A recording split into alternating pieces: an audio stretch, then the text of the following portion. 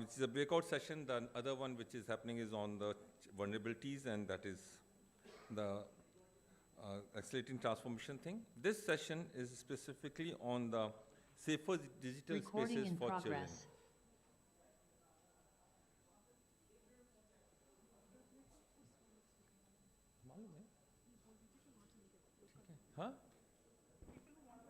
Huh?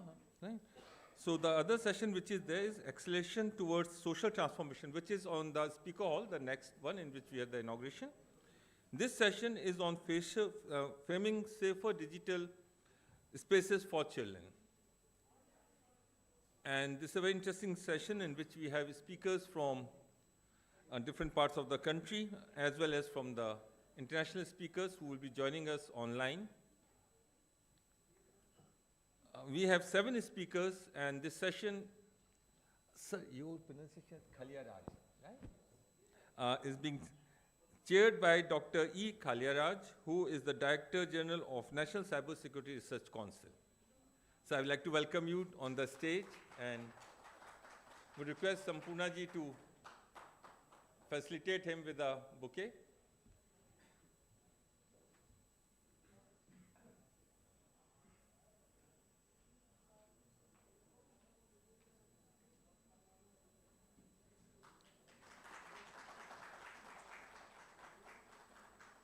Next, I would like to invite Mr. Harshvardhan Srivastav, IPS, who is a SP, Telangana Cyber Security Bureau, and for Telangana Cyber Security Bureau, which is leading agency, who has done the highest number of FIRs as well as the arrest.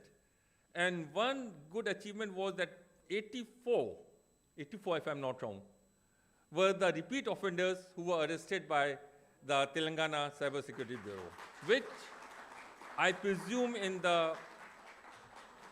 India this has happened for the first time that repeat offenders anywhere have been arrested.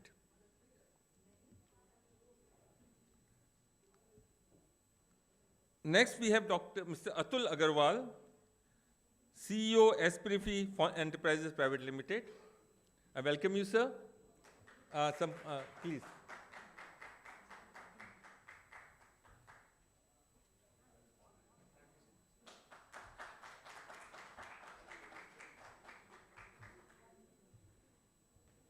Then we have Mr. Kiran Sawant, who is a technical expert of ICP and who is serving in the Maharashtra Police. I will request Noreen to come and order Kiran. Kiran Sawant has been helping the Maharashtra Police Cyber Division in developing tools and softwares for things. Finally, the person who will be present on stage, I will request Ms. Sampoorna Behura, who will be the keynote speaker, and who will be making a presentation and talk about the whole concept, what, as a part of Justice for Children, we plan to go ahead, what all we are developing based on the learnings of Telangana as well as of Maharashtra and different places with whom we have worked, and that will be for the protection of children. Sampoorna ji ko to honor karwa do yaar.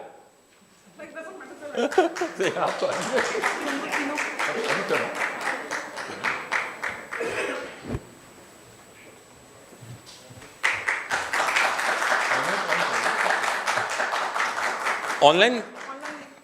Then we have guests who have joined from online. Dr. Nomisha Kurian, she's assistant professor at Warwick University. She's going to speak on this. Then we have Mr. Gaurav Mittal, who is a principal applied scientist of Microsoft. Dr. Mathilda Siroli, neuroscientist and chief scientist for Everyone AI and IRIS Coalition for Beneficial AI for Children. We have Dr. G.K. Goswami, IPS officer of UP Cadre, a cybersecurity and forensic expert. He's the ADG in UP and also heading the Forensic Institute in UP. I welcome you all, and I would like to hand it over to Mr. Khaliyaraj for taking it forward.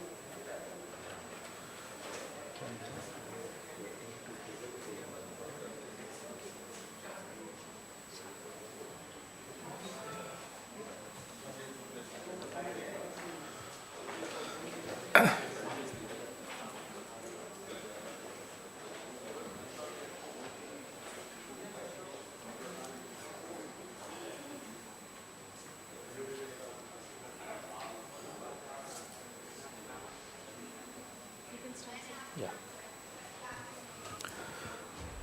Happy morning. First of all, I thank the organizers to conduct this need of the hour wonderful conference. So child safety, of course, it's very important domain we want to address, and everyone wants to be responsible for this because kids, they are very new to this society, so we want to safeguard them. And today's topic, and my co-panel members, they are from different sectors, from corporates and industries and legal enforcement, law enforcement peoples. So thanks for inviting me as a chat for this panel. Digital framework for digital space for children. Of course, we know very well all our data are moved into digital space from the birth to death. Everything is converted into digital. So most of the states are start implementation of digital from birth to death. So, of course, country like India, after the leadership of our Honorable Prime Minister Narendra Modi ji, is various initiatives. We are into technology super, and we are giving very tough to the global in the technology. So we are moving towards technology adaptations and everything. Of course, we are into security also. So I used to say all my speech that India is ready to adapt technology, but India is not ready to adapt security because of the expense. So of course, security is more expense in India, but last 2 years, government have taken many initiatives to control the cyber crimes, to create safe digital space for children. So social media monitoring committee and many tools are available to monitor crimes in the internet. So National Cyber Security Research Councils, also we are working with different agencies in all states to control the crime against the women and children. So most of the states are working towards to control the crime. So we need more powerful act. Of course, the present act is very good. The conversion in the judicial panel also very good. But still, we need more powerful act to control the crime. So digital space, of course, you know very well that most of the children's, they are studying in school age itself, they are into the social media platform. So they are posting n number of sensitive informations in the social media platforms. Of course, most of the agencies, legal and law enforcement agencies, government agencies, and then NGOs like these peoples are giving awareness to the kids to be cautious in social media. The reason we have passed the act in 2018, I think so, in the IT Act in social media. So most of the social medias we are using in India, now we have taken the control. So we have full control of social media to, if any unnecessary data or unnecessary informations are available against to the nation, against to the petitioner is available in the content in the social media, of course, now India can remove that content with the legal and law enforcement agency support. So we are very strong in social media, of course, but the users have equal responsibility. We want to be very sensitive. We want to be very careful while posting the content in the social media platform. So it's common to all, not only for kids, for adults also. Because we are also posting a number of our kids' photos in the social media. So we want to be very careful while posting our kids' photos. We want to educate our kids about the social media traffic, and how the social media is working. What are the problems they are going to face in the futures in the social media once the data has been leaked, or photos or videos, some kind of things. So we want to educate our kids what to post. That's very important. So this awareness is very important. After that only we can able to create the very safe digital space and everything. So without this knowledge, we create this safe digital space also, it will be problem. So awareness is very, very important. So I thank the organizers for this wonderful conference. So we will start the panel today. So we will ask the question. Yeah, sure. Can you?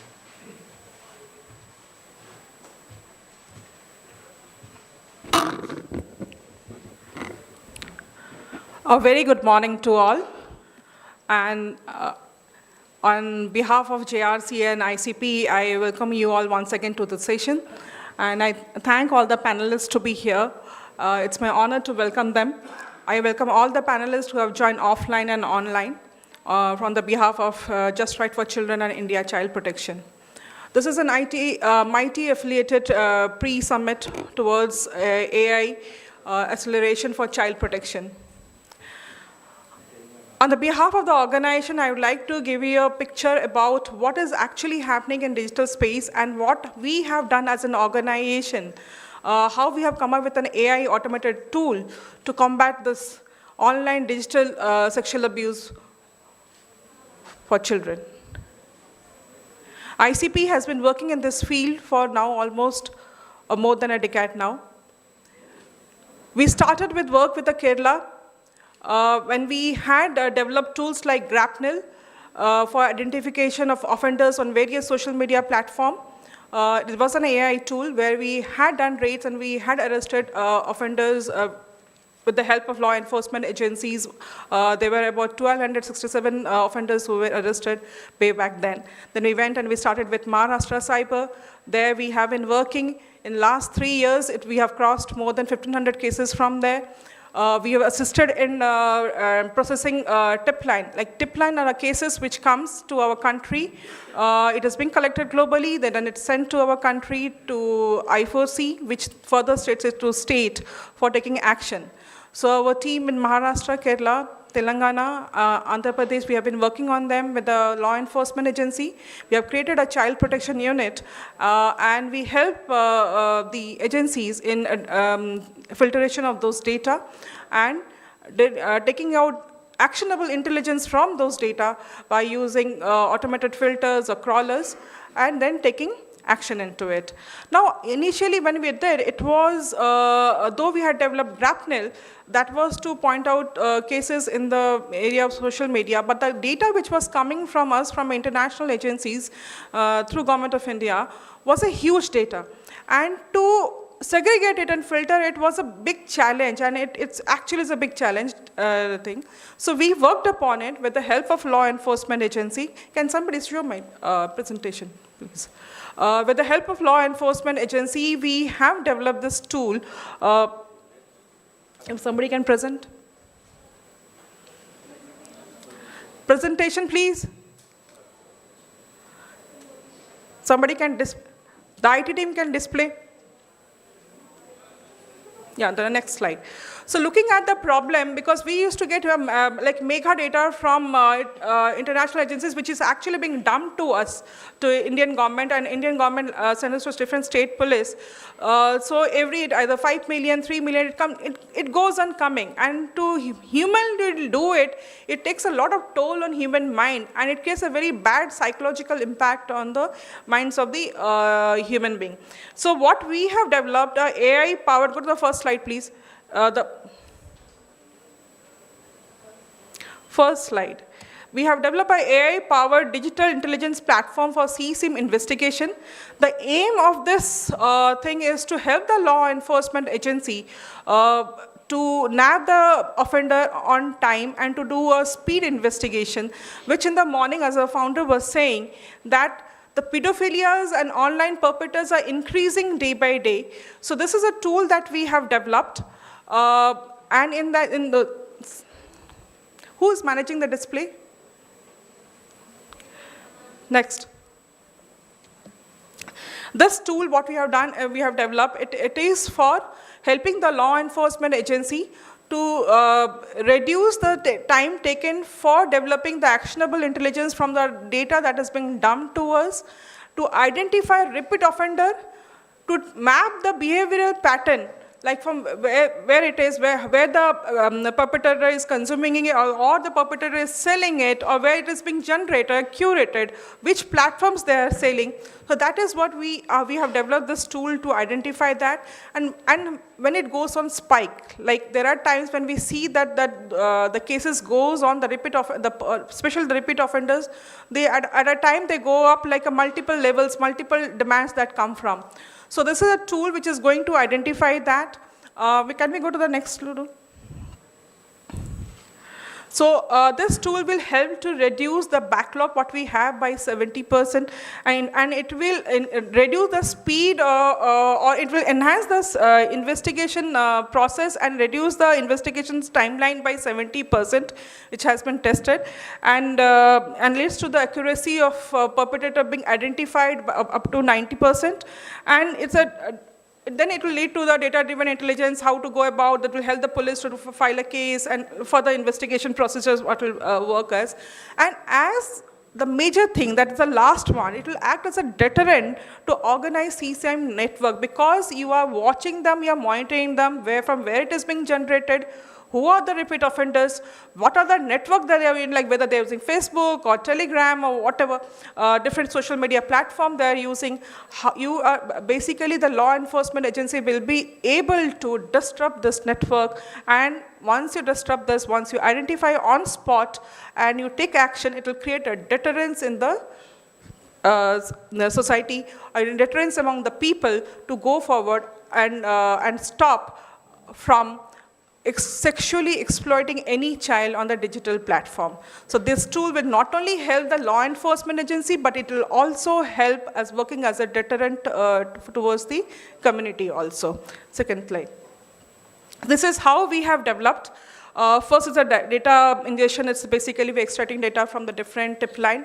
And actually, I wanted to show the demonstration, but we cannot because these are a confidential data. Tip line is one thing. If we cannot show, if you show it, you will be put behind the bars. So there are legal constraints. So we are just talking about the methodology, what we have done, the process. But it is with the law enforcement agencies, and we have done with Telangana, Maharashtra, the state they are using, and Telangana recently had done a repeat offender arrest, and we with Telangana in a year we had set up the CPU rate in the last month, in the last year, that is February 2025, and within a span of 1 year there has been 866 arrests. FIRs against the offender, which is the highest in the country. In fact, Telangana has surpassed the other FIR, what was happening in other states. It's a state which has done very actively by setting up a model over there, and I request the government to replicate this otherwhere. In fact, yesterday I got a call from I4C to replicate this in Rajasthan and Delhi, as they're saying that the numbers are growing very fast over there. So this is the method, like we have used video images, even metadata processing and all that. We have tried to use machine learning and natural language processing, and made it a correlation, like from where it is going and all that.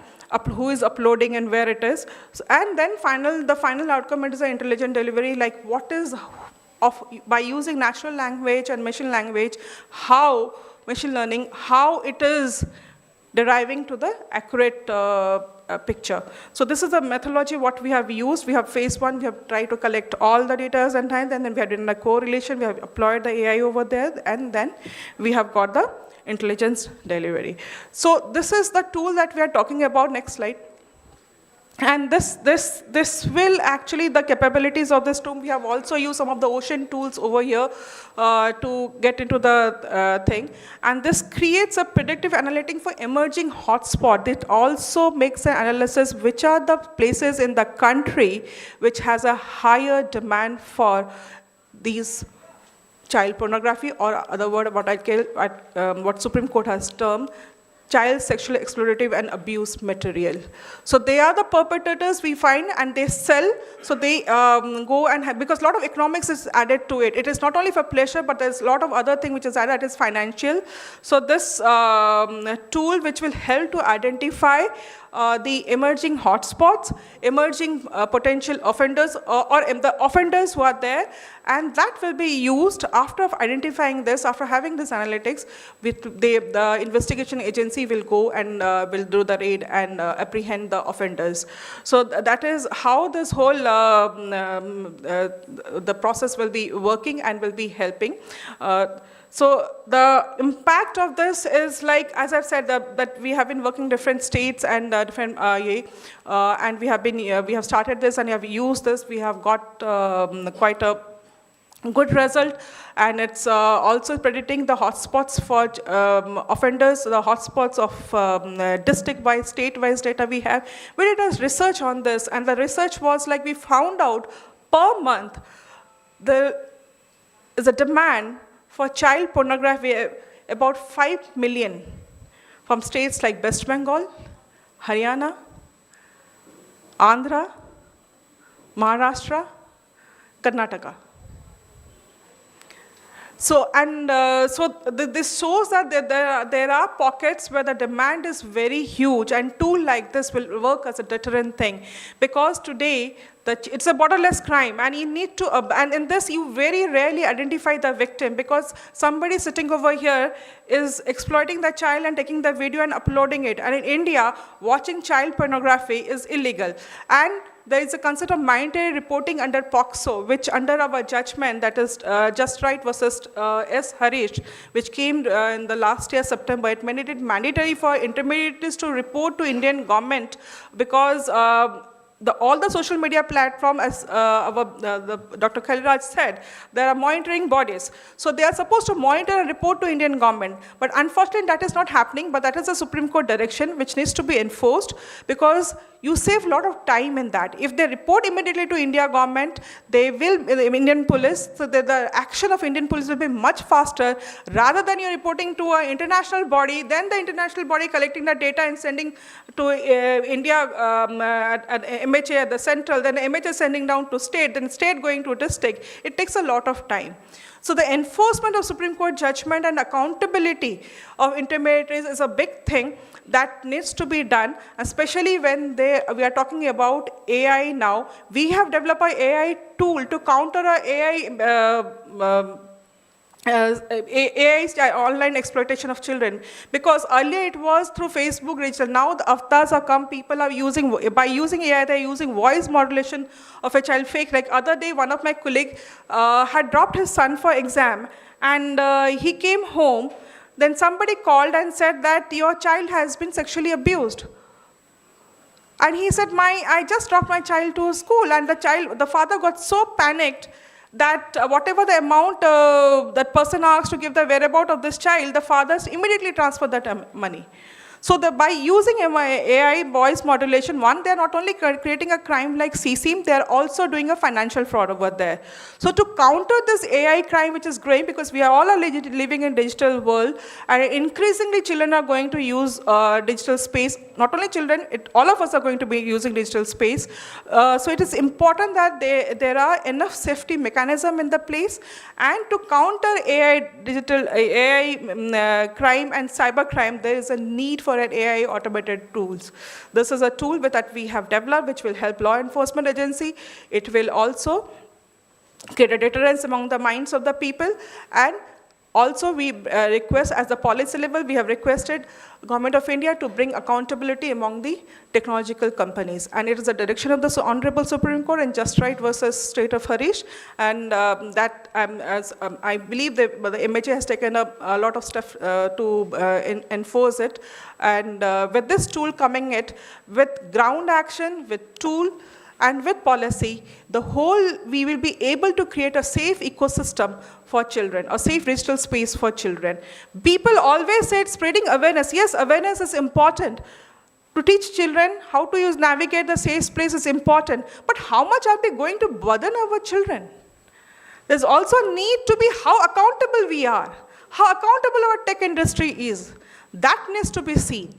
So it is important that a tech industry take accountability and frame the safety inbuilt concept into the technology. They should immediately report to Indian police, and with this tool coming in, it will help the law enforcement agency to act on time, apprehend the offenders, predict offenders, apprehend offenders, predict hotspots, and it will help to create a safe space for children. Next slide. So it is not, as I said, it is not only a digital tool for the law enforcement agency, it is also a national digital intelligence backbone for child protection, because you are predicting hotspots, you're for multiple IPs, you're coming down to one IP and you're reducing that time, and you're leading a faster action. The prosecution actually brings prevention, because आप सब helmet, I have generally seen people wear helmet because ऐसा नहीं कि उनका sir बचेगा. They wear it because they feel कि उनको चलान हो जाएगा or they will be fined. So nothing works like fear. So deterrence is must. We feel deterrence is a tool for prevention. Prosecution is a tool for prevention. So to say that it's an awareness issue, we need to, yes, it's an awareness issue, but we need to move beyond that. We need to look at the prosecution level.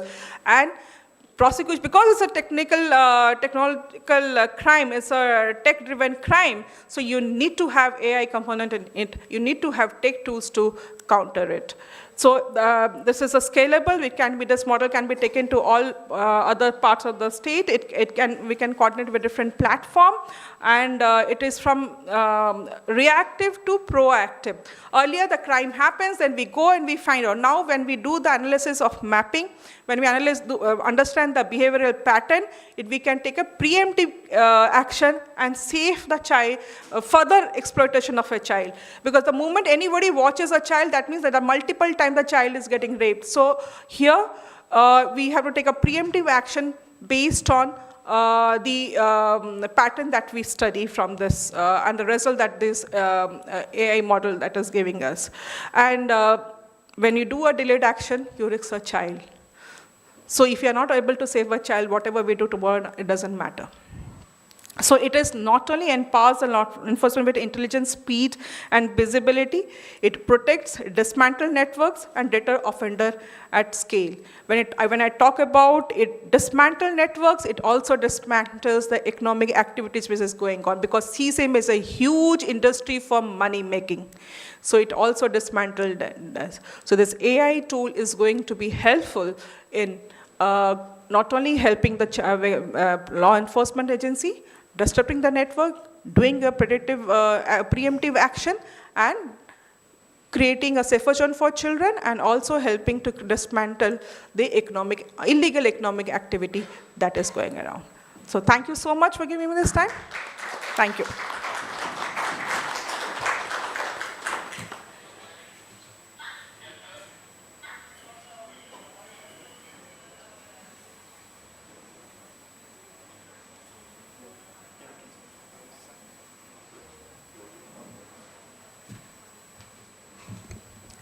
So now I request Mr. Harshvardhan sir to come and speak, sir.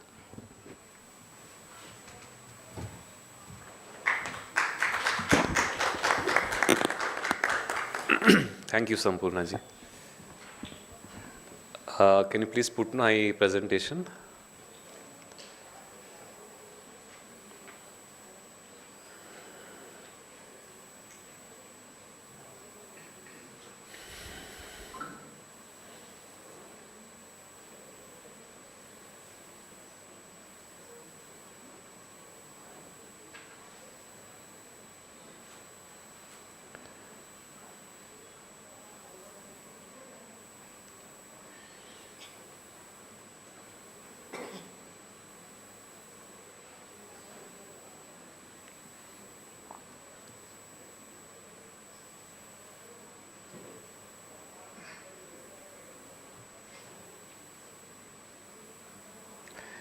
Yeah, thank you. So it's a very small presentation. I will not bombard all of you with a lot of facts and all. So here I want to highlight what Telangana Cybersecurity Bureau is doing in collaboration with ICP. So we have formed something called Child Protection Unit to combat the online CSIM. And under this Child Protection Unit, we have taken support of ICP, and an entire team has been set up, wherein all the tip lines which come from NCRP portal or the CMT portal, or earlier they were Sampurna.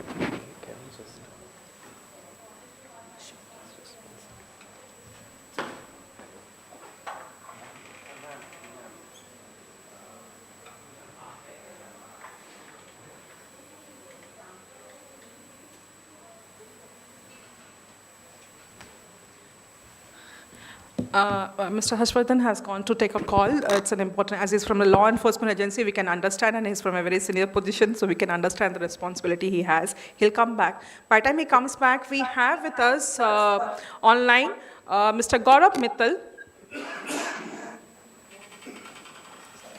Oh, sir has come.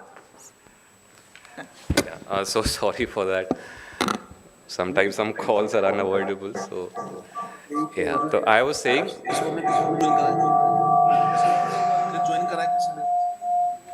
Yeah. So in this CPU, Child Protection Unit, which we have formed with the help of ICP, all the tip lines. Tip line is a complaint against CSAM, which come from NCRP portal and the CMT portal. All these tip lines we are analyzing, what extent of CSAM is present, and then we are taking subsequent action. Subsequent action as in registrations of FIR and arresting the accused persons. Along with that, there are some certain AI technologies which we are adopting. I have mentioned two over here. Some of you might be aware. There's a platform called EcoCops, wherein any CSAM shared in the torrent network, the torrent is widely used usually for piracy of movies and all, that we can detect. And there is one tool, this one of our in-house tool called Red Panda, wherein we use AI to trace CSAM circulating on Telegram and other closed group networks. So these are all technologies which we use, wherein we are using AI, and in the CPU, we are trying to find out the CSAM. Next slide, please.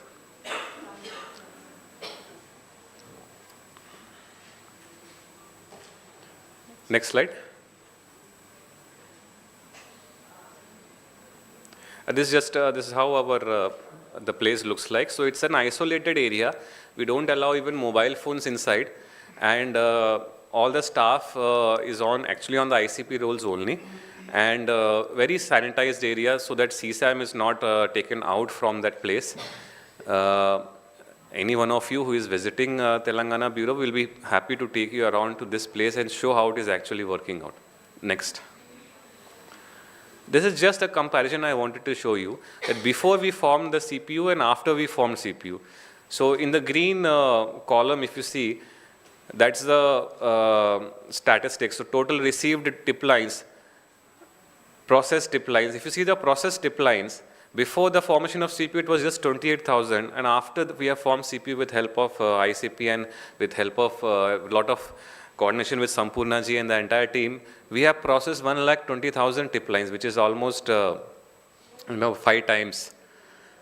Then if you see forwarded to concerned units, earlier there were only 30, now 1,635 tip lines we have forwarded to concerned units for FIR registration. We have registered around 866 FIRs, 421 arrests have been made, and around 6,066 tip lines have been given to other states which were not of Telangana. Next slide, please. So this is just a graph about which are the major locations in Telangana. Hyderabad, Cyberabad, Rachkonda, these are the core areas of the city where we have registered the highest number of cases, and followed by all the other districts I have just mentioned here. And if you see the overall statistics, the first point which I mentioned, it's almost 791 FIRs we have done till now with the help of this CPU unit. Next slide. Next, please. Also, with the help of CPU, we have created something called Investigation Support Cell. This is actually in process. So what this does is, not everybody is aware of tip line. Not every police station is competent enough to understand this CCM and digital evidence. So any doubts and queries which they have, they can call the ISC. ISC has support of senior advocates and experts from the ICP team and our technical officers. So we'll guide them how to register FIR, how to arrest that person, and further legal process. And on the left, which I have, that's an SOP which we have made a standard operating procedure on which how the CPU entire unit works. This can be followed by, it's a very good model, can be adopted by other states also. Next. Before I finish, I want to talk about this application called Seaside. This is one of the in-house apps we are making. This is completely based on AI.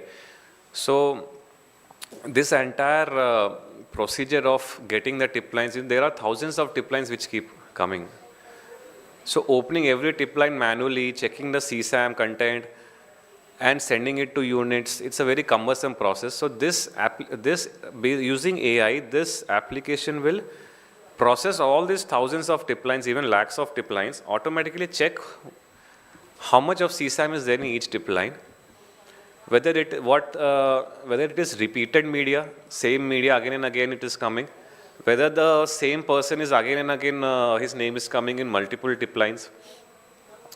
Also, we are trying, if possible, to identify whether the victim is an Indian girl or a foreign girl. So such analytics we'll be doing on the tip lines. And then we'll be forwarding to the concerned police station. So down, if you want the part which you see reports and analytics, so the entire dashboards, the daily status report, monthly report, performance, portal-wise report, all these things, the analytics we are trying to do with this help of Seaside. So things are automated. And also this will reduce the task of opening each tip line and watching the CSAM. You know, it's a sometimes very emotionally disturbing task for our team to watch every pornographic video in the tip line. So this will automate all that process. Next slide, please. Two things I just want to highlight here. We had done two operations. One was in June 25, and one recently happened a couple of days back only on 8th Jan, wherein we did a mass operation against the repeat offenders, those people who are again and again selling CSAM and buying CSAM, who are in this business. So last year, around 42 people were arrested. This year, around 24 people got arrested. And this year, there was one 4-year-old girl child who was identified. This person, when we arrested him, we could trace the girl who was involved in the CSAM video, and we rescued that girl. So from the tip line, rescuing a girl is one of the very unprecedented things which I think is happening in the country. We usually rescue victims of trafficking and all that, but seeing a CSAM video and rescuing a girl who is involved in that video is a big thing. And Telangana, I think, is one of the few states in India, CPU is one of the few wings which has done this sort of rescue. Next slide. This we got appreciation from the government of Telangana, our DGP, of the efforts which our bureau and CPU has been doing to combat the CSAM cases. Next slide. Yeah, so that's all from my side, and I thank you. I thank Bhuvan Ribuji, Sampurna ji, and the entire team for making this CPU a role model which other states can adopt from Telangana. Thank you.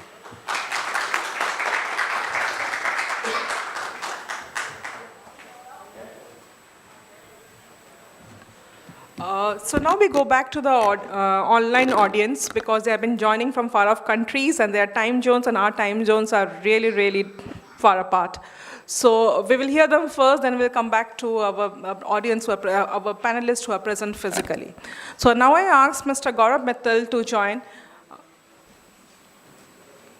Yeah, thank you so much. Can you hear me? Mr. Gaurav Mittal is from Microsoft. He is a scientist over there who's come here, who has done a lot of work in terms of identifying virtual and AI images created of children, and how to identify them and all that. So we will be asking him a question regarding the same. So Mr. Gaurav, I have a question for you. Yes. Do you want to do a presentation first, or do you want to go for a question? Yeah, either way is fine. Yeah. I think you should go for the presentation first, then we'll come back to you we'll come back to you for questions. Yeah, sounds good. Yeah, I have a very brief presentation, and yeah, I can quickly talk through that. Yeah, thank you so much for inviting me. Can you be a little loud? am I We audible? can't hear.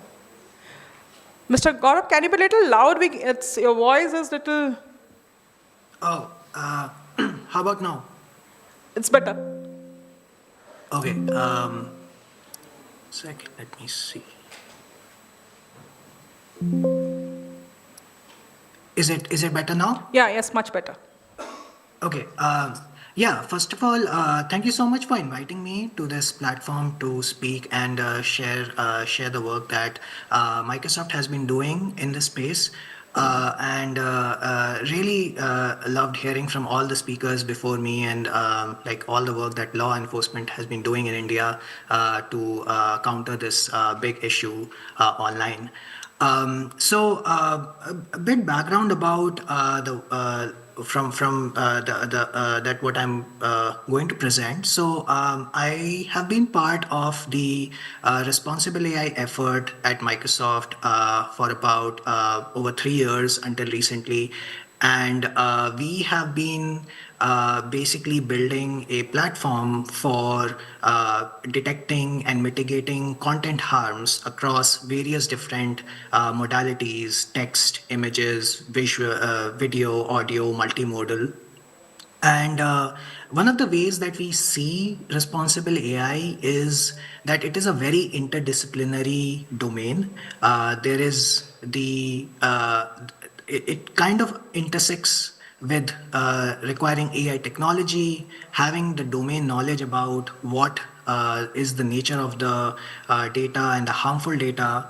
And then there's a big role to play by by policy in terms of what is determined to be harmful and what is not, and all of these together combine in terms of defining the standards and principles to be able to use AI responsibly and how to mitigate any harmful content as that can be generated.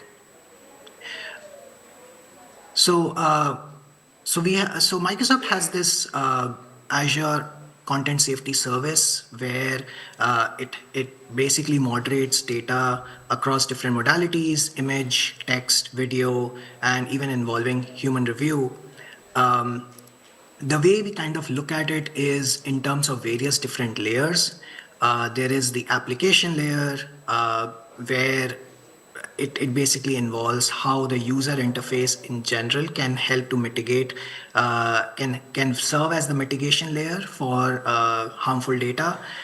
Then we have the safety system, which is essentially using certain quick aspects like block list or other kinds of like prompting approaches to be able to mitigate. And finally, we have like the model itself in order to like if we are working with like AI generated data, we have all these generative models, how we can make these models by themselves not generate harmful content and be able to block it and not be prompted to be able to do that. So essentially in terms of like models, there are like various different ways that we could be doing it. One is in terms of how we can avoid ungrounded outputs, and by that I mean something which is hallucinated or misinformation, and something which doesn't cannot be grounded in like real data or a real truth. There is also jailbreak and prompt injection, like nowadays with models like ChatGPT and all, they could have guardrails that, okay, don't generate this kind of a data, but then people can be going about role playing, or people can be trying to like try to get past that by using prompts or by using ways that, or maybe similar stuff like lot of times these like nowadays there's a huge number of models coming up which create like sexual content by kind of like all sorts of ways, when they might be using terms that are not exactly denoting sexual content, but then related words which have the same sort of a output. So these kind of things can be something which are very hard to detect or avoid, but that all kind of comes into like jailbreaking the prompting for these models. Other kinds of things are there, like creating harmful content, even code and all, through those through like generating content, or like copyright infringement. So all of these are like different ways harmful kind of content can be created. A bit different from like related to child abuse material, but then this kind of like holistically is important to deal with for harmful data. I think this is one of the slides which is relevant to how we have also identified as a service that we can detect harmful behavior. So whenever there is like a customer application which is trying to interact with AI models on cloud, we run it through this content safety service to detect harmful content in terms of, let's say, if it is trying to generate images or generate videos, whether the prompt itself is harmful or not. Let's say it does pass through that and it actually generates harmful content, then there will be other classifiers running on the content to make sure that that doesn't contain anything harmful.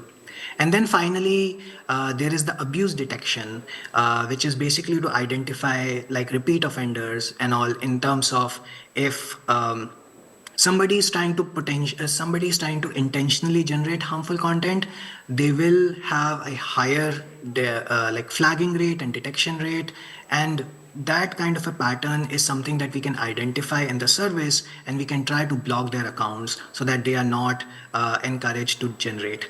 Many a times we have had this incident where like harmful data have gotten passed through our service, but then abuse detection have been very helpful to quickly block those accounts which have been able to bypass all the guardrails, and we have been able to quickly counter that that threat or like that behavior.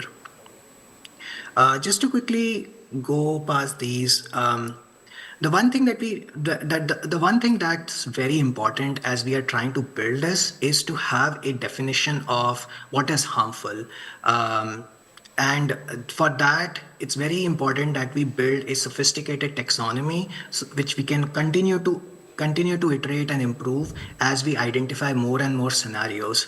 Among this, like we have this we have this like wide range of scores, 0 being safe and 7 being the most dangerous. And when it comes to like CSAM or child sexual abuse material, that comes in the like the most highest rated category. Whenever it kind of goes through our service, it has to be identified, and if suppose there are labelers involved who are dealing with the data, there is a mechanism that whenever that gets identified, it has to be reported to the law enforcement authority, and it doesn't like percolate through the system. It has to be deleted right away. As scientists or as engineers who are working on the service, we don't have any we don't even get access to that data at all, which is basically to protect us as well as as the company, to make sure that this data doesn't get to us. So when it comes to like the most like extreme kind of material, it's something that has to be taken care of in the following all the guidelines as possible. Mr. Gaurav, I have to interrupt Yes. here because we are running out of time. So we just have 1 minute time. So shall I go with the question? Yes. Okay. So when we're talking about safer digital space, for children, so the like with the rising AI generated images and accessibility to AI also is increasing day by day. So how should we secure a safe digital space without taking away the benefit and positive aspects of AI? Because in the beginning you said AI has a lot of positive aspect in your presentation, but with the rising trends of AI imaginary videos and having access to AI thing, so how do we ensure there's a safe, secure place from a tech background? As an engineer, we would like to know. Yeah, that's a great question. So I think just like any other powerful technology, I think it is a collective responsibility that we make sure that it is used in a secure and safe manner. So as companies developing it, they need to have a way to have guardrails that can be employed to make sure that it is being used in a safe manner. As users as well, there have to be, as you mentioned before, there have to be deterrents that using these AI tools for harmful content generation or for other malicious purposes, there has to be a way for them to be deterred to not use it. There is one aspect I wanted to cover, which is something called image provenance, and there is basically technology being developed to be able to trace the data to whether it is AI generated or not, or who generated it, and all the kind of metadata. So having these kind of things, I think researching or like building these things is another way that we can ensure that like there is accountability to like how these tools are being used. So I would say that's one of the ways we can ensure like a safe way of like using them without really reducing their benefits. Thank you, Mr. Gaurav. Thank you for this image-driven answer. That's really, actually, it shows from where it is coming and from where it's collected. So thank you so much, Mr. Gaurav, for joining us. Now I'd like to shift to Ms. Methody. Is she here?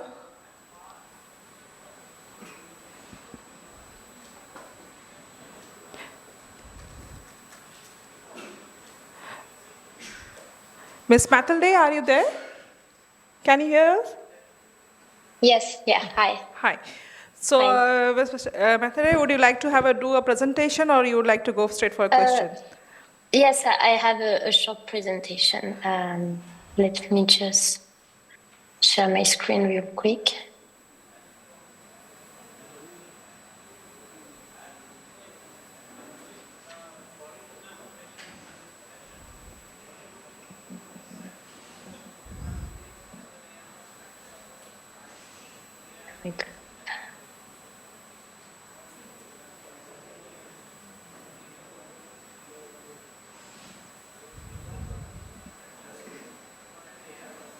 Okay. Can you see my screen? Yeah. Can you see my screen correctly? Yeah, great. So, hi, I'm Matilda. I'm the chief scientist at iRaise. So, iRaise is an international coalition that is really centered around how do we build AI systems that are safe and beneficial for children from the start. Our approach is transdisciplinary. Our goal is really to go from kind of what we've seen with social media, where when we ask researchers in the domain of children, social sciences, neuroscience, they all at least agree on one thing, is that if they were to design it now, they would make very different choices. And so that's really what we're trying to do with generative AI, is to ask those experts now what we should do with AI. What does good AI, beneficial AI for kids look like? So we work with researchers, we work with governments and institutions, we work also with companies and NGOs and civil society. Our goal is to kind of bring everyone around the table, because this is a very difficult challenge to tackle. And for that, we really need to be able to look at it from different angles. So among where it was developed, we've been anchoring it from the start really in neuroscience research and cross-disciplinary work. It was launched last year, actually, in the previous AI summit that was held in Paris. So about a year ago. So that was during the launch. We had representatives from all stakeholders. So from UNICEF, from large NGOs, from different governments, and from different companies. At the moment, we have 12 governments. We are really working hard to grow and have an even more global approach to this. We work with researchers, so we have about 30 labs throughout the world. We work with some of the biggest tech companies, including Microsoft. So glad to see a fellow worker with us, Google, Plenary, Anthropic as well. And then we work with NGOs and youth voices around the world to represent that. And we are lucky to be supported by UNICEF, UNESCO, and United Nations in the work we do. All our approach is really how do we shift from reactive measure, which is usually what we see in safety, where products are launched, like they're developed, they're launched, and after the fact, where we realize some risk happen. And so then we try to course correct. So our goal is to really go from what if we developed it better from the start? What if we really anchored it in child development and in their needs? So as I said, we really work in a way that is transdisciplinary with all stakeholders, and we try to have the most global approach we can. We have 3 main actions within this work. The first one is really research-based. So what we do is we work directly between industry and researchers. We're really trying to bridge that gap. Then we work on how, from the research we learn, can we shape products? Can we also enforce products to be created and regulated in a way that really empower and support children. And then how do we create larger collaboration? How to really go fast and go quicker because the technology is moving so fast? Can we also learn from different partners of what's working, what's not working, so that we can kind of match the pace of the innovation and the adoption we're seeing? So the first pillar, the way it works, we've done our first lab successfully. Our report is coming out at the end of the month. What we did is we asked the teams at OpenAI, Google, Microsoft, what they're struggling with. Many of them came back with the notion of emotional reliance and over-reliance of adolescents on those large language models. So from that, what we did is we brought many researchers, about 20, to the table and ask them, how do we tackle that issue? How do we create a taxonomy of risk of assessment? And how do we help actually translate large principles of what AI should and shouldn't do in things that actually make sense on a product part? So how do we translate that and operationalize what we know from the science? That way, we can also help researchers identify, okay, like right now, this is what we're struggling with. We don't have the answers that the industry is asking. So how do we also orient the research agenda so that we can have the data as fast as we can to kind of match the pace? The second part is all of that knowledge we bring to regulators. So we work with institutions around the world, including, for instance, recently UNICEF on their policy revision to really help bring the latest research that is being gathered within the coalition to them and to help make sense of that. And we are also starting to work on AI literacy because it's an issue we're trying to tackle, all of us around the world, to try to match the speed of adoption. And so our goal is to see what are the best practices, what seems to be very efficient, so that we can also apply that to different geography, to different challenges, and help speed up the process. And then the third pillar is, well, this type of work, like we need to expand awareness because our focus is really on cognitive and social emotional development, which is often overlooked. Of course, we need to look at everything we've been talking about tonight. This is kind of like the bare minimum of what AI should and should not do. But then we also want to push to go further than that and really start thinking of what are the long-term effects when we have interaction after interaction with AI. How is that reshaping the way children learn, how they grow, how they develop, what are the kind of risks that come with that? And so what we are working on right now, which is really an exciting project, is really with a strong focus on adolescents, gather a large assessment so that we can actually build a tool that will help us define what are the behaviors that we're seeing that increase emotional reliance. So we've identified 14 type of behaviors like pretending to have a backstory, or AI mimicking the way children are speaking, or AI saying things like, I'm the only one for you. So those kind of exclusivity cues. So we're looking at all those behaviors and really putting a gradient from 1 to 5, so very low level. So an AI saying like, well, I'm an AI model, I don't have a life, to I was the same as you when I was your age. So we really have all that gradient. And what we're trying to do is ask the researchers right now to let us know what is the optimal answer they would see. Should an AI have a very high or very low level of those behaviors, so that we can start defining what feels safe, because that's really one of the issues we're saying. It's really hard to know, even once you can create those gradients and start really like rating model behaviors, to decide where is the line, when does it become unsafe. And so right now we don't have the data, but what we have is brilliant researchers that spend a lot of time thinking about that, and they're a great first step to starting to understand what should be safe and unsafe. And so that's been what we've been focusing on, and the next phase for the end of 2026 will be to kind of replicate that work when it comes to critical thinking, so that we can also start seeing how should AI model behave.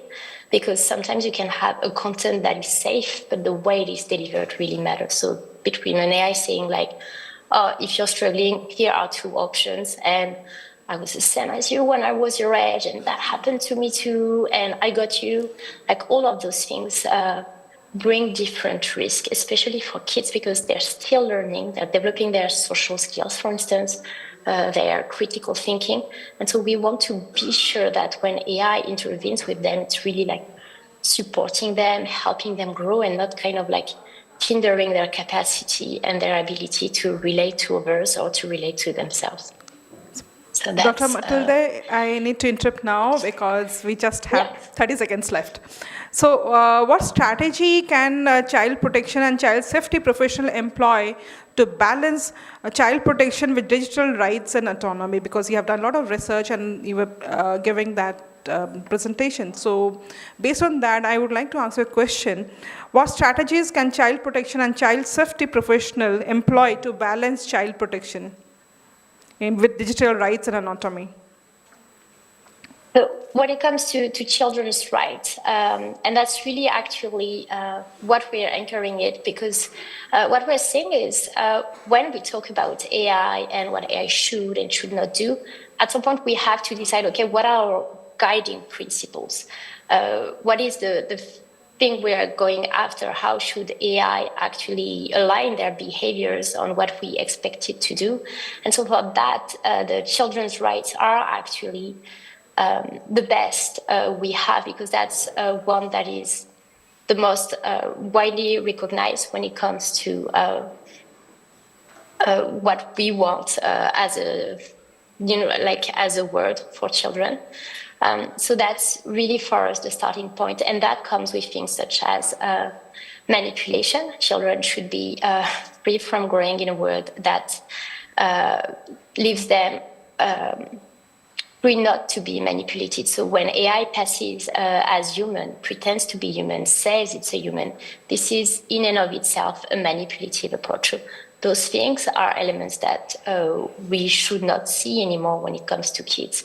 And it really also, I think, to me, comes back to the fact that we all agree that children have also a right for autonomy and freedom, but that when we identify that something is risky or something they're not ready for, we put safeguards in place. So, for instance, the reason 13 years old don't drive a car, it's not because they're not physically able to drive. They could actually do it physically, but it's because we realize they don't have the maturity to tackle those type of responsibilities.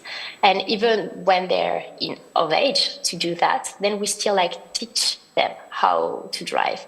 We still put safeguard in place. And that's really the approach we need to do. When it comes to children and AI around the question of children's rights, it's the duty and the responsibility of adults to design spaces that are safe for kids and that really empower them and give them the right to work in a way that's appropriate and developmentally optimal for them. Thank you, Dr. Matilde. Thank you for coming and joining at very odd hour, and I also thank Dr. Mittal for joining at such an odd hour from US. Now we go to Dr. Nomi Cherian from UK. So Dr. Nomi, I would like to ask you a question because as we're running short of time. So how it's like cross-border disciplinary between child safety, digital teams, policymaker, and child safety advocate and activists lead to most effective and ethical solution? Hello, thank you so much for inviting me to be part of the panel. And I think this is a wonderful question because it helps us think about how it's interdisciplinary collaboration that will lead to the most meaningful change. And the way I like to think about it is that child protection experts and advocates have such a deep body of expertise in the lived realities of children, the understanding of risk and vulnerability. Meanwhile, everyone in technology has the form disciplinary grounding in, for example, computer science and the technical workings of AI systems. Meanwhile, child psychology and developmental science experts, similar to what we've just heard from Dr. Sarioli, understand children's brain development, their emotional and social development. I think when we bring these things together, we can come to a much more sophisticated understanding of what child-safe AI means. For example, one principle I work on in my research is relational integrity in AI design, and that means AI systems being clear about what they are and what they are not. A big problem in this space is children over-trusting AI systems or still struggling to work out the boundaries between a human and a machine. And it's really only through interdisciplinary collaboration that we can learn from child protection experts the dangers of children placing misplaced trust, perhaps similar to how we used to talk about children trusting human strangers too much. We can now apply some of that same logic to children finding friends or confidant-like relationships with AI systems. And it's only then that when we place these risks in conversation with AI engineers, robotics engineers, LLM experts, that we can work out ways to design the system in ways that are more transparent, that give children an accurate mental model of what AI is and what it isn't. And of course, we need the policy levers, the government professionals, everybody who works on issues of national cybersecurity as well, to be able to implement these solutions at scale. I definitely think interdisciplinary collaboration is the key to child-safe futures. Thank you. I'll have another questions to you. How do changes in the platform governance and content moderation policy intersect with child safety, if especially with AI and AI-generated harmful content? Absolutely. I think here we can even expand our definition of what harmful content is when it comes to AI, because we know from long traditions of child protection the need to, say, block inappropriate language or inappropriate content for children. But I think the risk now with AI are even more subtle and complex. For example, if a system is being built to sound human or sound like a friend, for example, I'm here for you, I can help you, you can talk to me anytime. We know from emerging research that children are more likely to form an emotional bond with AI. For example, if they disclose distressing experiences such as abuse to an AI system, it might, worst case scenario, block their time spent seeking help from adults or understanding how to protect themselves, in which case harmful language becomes not just about inappropriate words or inappropriate content, but it will become around the AI presenting itself like a human helper in ways that start to replace real relationships. So in that sense, I think it's, in addition to the traditional content moderation systems we have, we also now need to think in new ways and innovative ways to make sure that the language the AI using is developmentally appropriate. Thank you, Ms. Norian, for the wonderful answer. And in fact, you also talk about having a definition of harmful content, and same Mr. Gaurav also spoke about. So there is a need, because when we're talking about AI, when we're talking about cybersecurity, there are a lot of words we are just using dictionary words, but we actually have not yet defined. But I also have a concern over here when we're talking about harmful behavior. Why are we only limiting to children? Because they're children. It is our duty to protect them. So the harmful behavior of adults, the harmful trends of adults, the harmful approaches and traits, that also need to be taken account and especially when we're developing tools, AI tools, that also needs to be identified and discussed and defined. So that's a thing that we take, and we can work together on this. So thank you, Ms. Korean, and for coming forward and joining us from UK at this order. Thank you once again. Now moving from UK, and I come back to India again.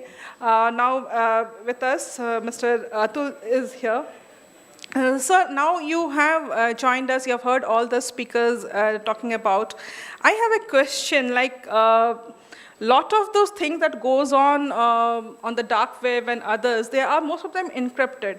So how do, as a child protection society, or how as a tech industry, how can we deal with it vis-a-vis the privacy issues? Okay. Thanks, ma'am. Thanks for the question. As you rightly said, a lot of material is available on the dark web, and the reason it's called dark web, it's not accessible easily by crawlers and other things. And dark web is not just the Tor and other things, there are I2P, there is BitTorrent, which is not surface web. Telegram groups, they're all also part of dark web. So definitely it is challenging, to retrieve. There are in the industry, there are specific crawlers which are, sometimes human-led, sometimes AI-led, to infiltrate these groups and extract information. It is never straightforward because they're designed in a way to protect crawlers or standard, search engines or standard, I would say data extraction platform from not accessing these. So definitely it's not a easy, solution to do that. But in the industry, there are certain tools and platforms which actually enable you to, and it's a human slash, for example, there are a lot of anti-bot checks and a lot of things which actually make the automation difficult.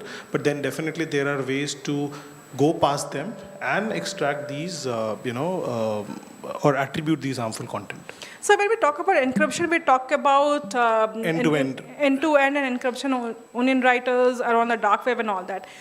But when it comes to child protection, why can't the data of a child, especially whether it's in any of the social media platform, be encrypted so that the predator doesn't have access to it? Is there something that industry is looking up to that kind of a thing? Right. So see, encryption, is basically, we're talking about encryption. So encryption is encryption can be at rest, and encryption can be in transit, right? Making something encrypted doesn't mean it's not accessible. It really depends how we're looking at it. So when we talk about encrypting or protecting things, definitely, they can be platforms which can be, end-to-end encrypted, or very curated platforms in which, things can be tightly knit. So that's definitely possible. I would say in some cases, for example, in end-to-end encrypted platforms, right, these grooming behaviors and patterns do become difficult to take out because of the nature of the encryption. So from a safety perspective, definitely some standards can come up wherein, but see, ultimately, anything that is visible, even if it's encrypted, if it's visible, you can take out a screenshot or other ways around it, right? So encryption doesn't necessarily mean that the content would be protected. It just means it is encrypted probably at rest, but when it is transmitted over a social media or any other way, it will be visible and it can be modified or tampered with. So definitely that's something which is possible. Thank you, Dr. Atul. Now I come back to the most experienced, most awaited person to speak, Dr. Goswami. First of all, I'd like to apologize for making you wait, sir. But sir, we would like to hear from you at length, because you are the one who have done extensive research on this, and by using, you are a person from the law enforcement side, you are also from the forensic side, and you have done a research on this. So sir, over to you, sir.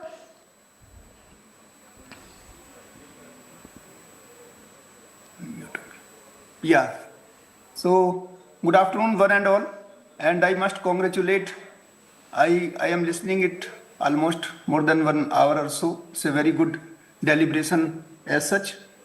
So, having said that, because I know the time is very limited and I must speak little short. So, in this area, because, just a minute, please.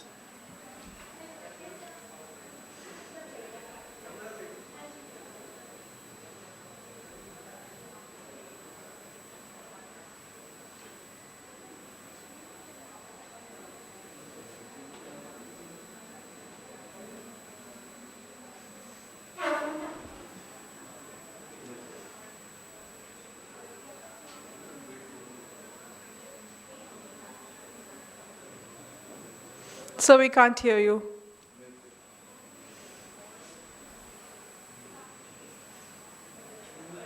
Is the problem from our side or from there? From there. Yeah, I think Yeah, so the access was not able. Why is it so much color? Why is the So you're audible now. okay? So you see, the issue of online child harassment or child sexual abuse is a big problem, and in short, I must divide my discussion for about 5-7 minutes before you ask any question if there is there. That we have to see in 2-3 fold. One is from the child side, how we can protect them. So in my opinion, as far as the child are concerned, they should be first educated how to use that, because the children are very explorative. They are very emotional. They have so much to learn, so much to explore. So we have to give them proper education, because I don't think that we give them any proper education guideline, and unfortunately right from their very tender age of year say 2 or 3, they start using mobile phone. And probably it is the fault of the parents also, just to keep them engaged in the household scenario. We provide them at very tender age the mobile phone. So this is a kind of education is very important part. Then comes how to regulate the content. So in my opinion, there are 2-3-fold scenarios. One, what is already existing in the system. So how to regulate that. Then comes that now this, I must say about the regulation part, we should see these things in the light of the Data Protection Act. Across the globe, if you see DPDP Act in India already existing since 2023, but prior to that, in European Union, GDPR is already existing. And its Article 25 is very important, and I want to bring attention of the House that this article is very important, which actually provide the liability or the responsibility of the platform. Right from the design, the liability goes to the technocrat. So whatever is being provided now onwards, it should be properly taken care of, the privacy, the content which is objectionable or maybe sexually colored. So the government must bring the policy in place where anybody who put any kind of content which is having this sexual overtone, that should be punished. And I am not just saying by way of presumption.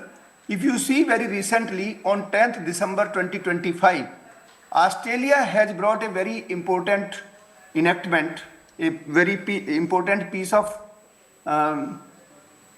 law, and its name is Online Safety Amendment, Social Media Minimum Age Act 2025.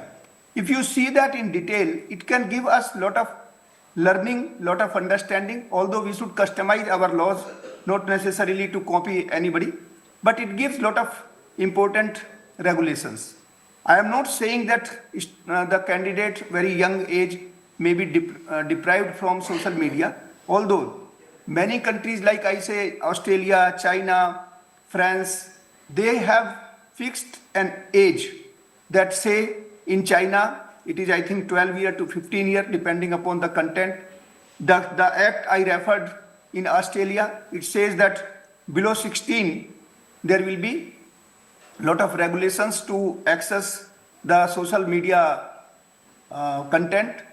Likewise, there may be a possibility, or we can explore that consent of the parent may also be taken. So there are so many regulations part. As far as execution is concerned, the role of police is very, very important, because serving in police almost 3 decades, I can say with this experience and my role in CBI and in district policing also, that our police need a lot of training. Not only police, but prosecution, even the defenders, defense lawyers, and honorable judges. So there is a vast gap in knowledge transfer. So we have to provide them proper educational empowerment.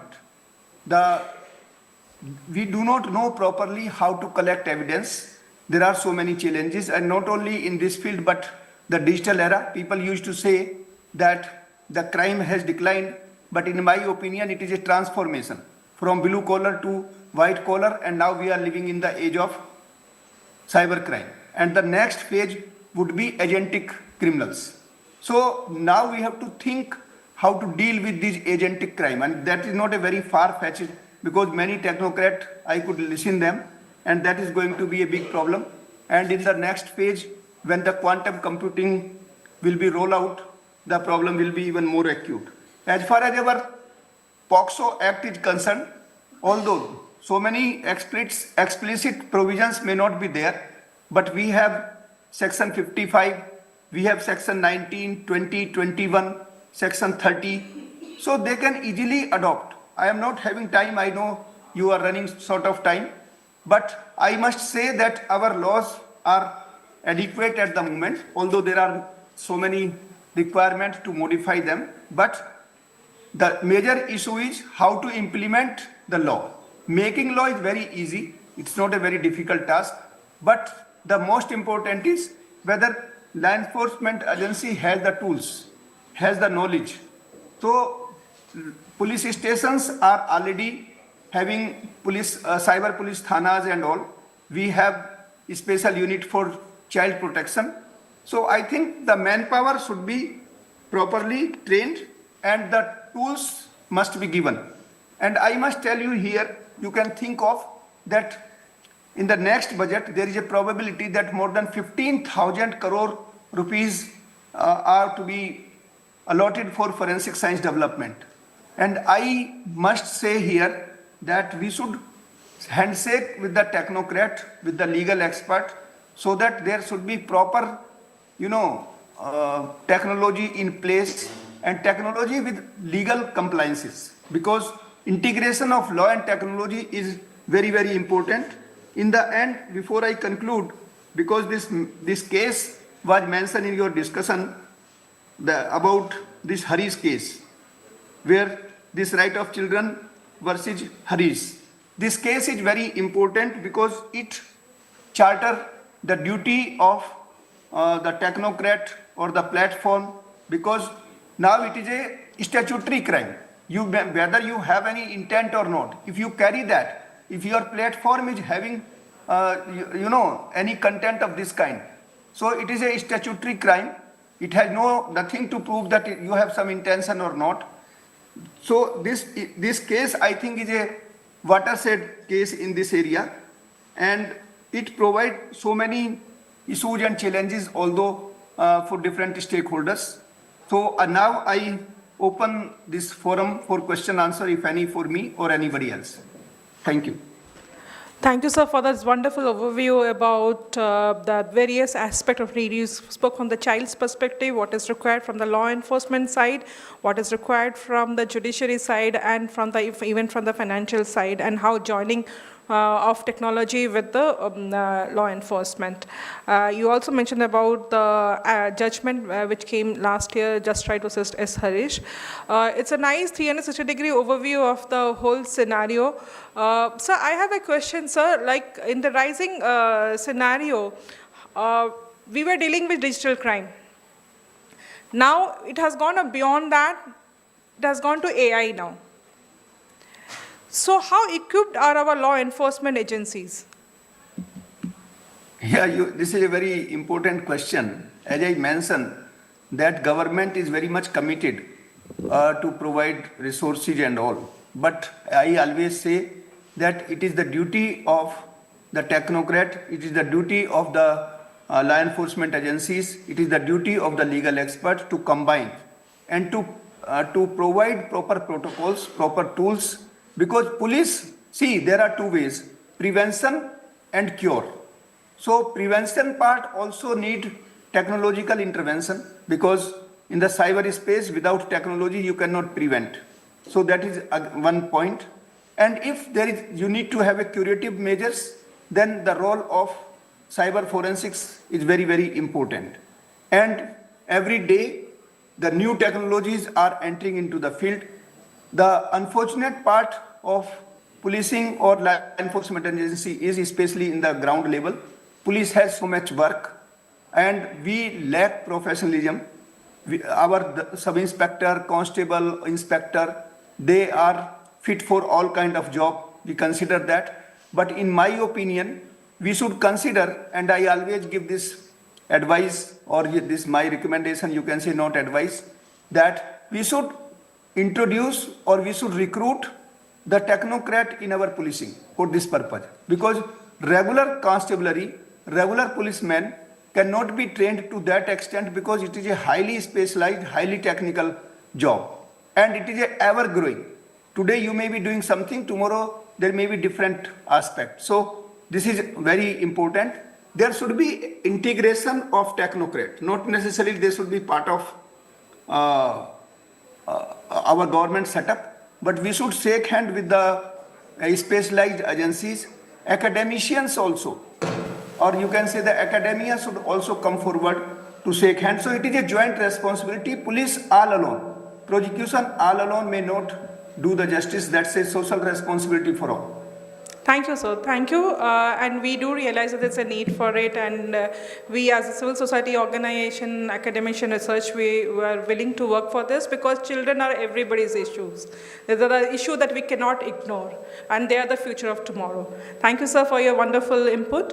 Now coming back to Dr. Kaliraj thing. Sir, you are a researcher and you have worked a lot on the cybersecurity issues and all that. So I would request you to give an opinion about how with the new DPDP law coming into the picture, with the digital crimes rising, including the AI, and with the tools coming up now we have developed a tool which we will be circulating, and as sir said that there should be a amalgamation of police with the technology. So, and also the other earlier speakers spoke about how AI balancing needs to be there, harm definition should be there. As a researcher, as a research institute at Hello Internet, what do you see, sir, as a thing that needs to be done?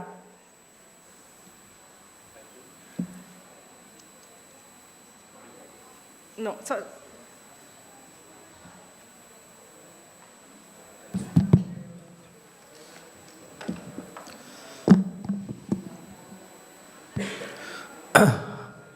So thanks for your question. So first of all, I would like to address the DPDP. Recently in India, we have released the Act. So the Act is pending long time in India. So recently, last year, Government of India, last 2 years back, I think so, they have released the draft.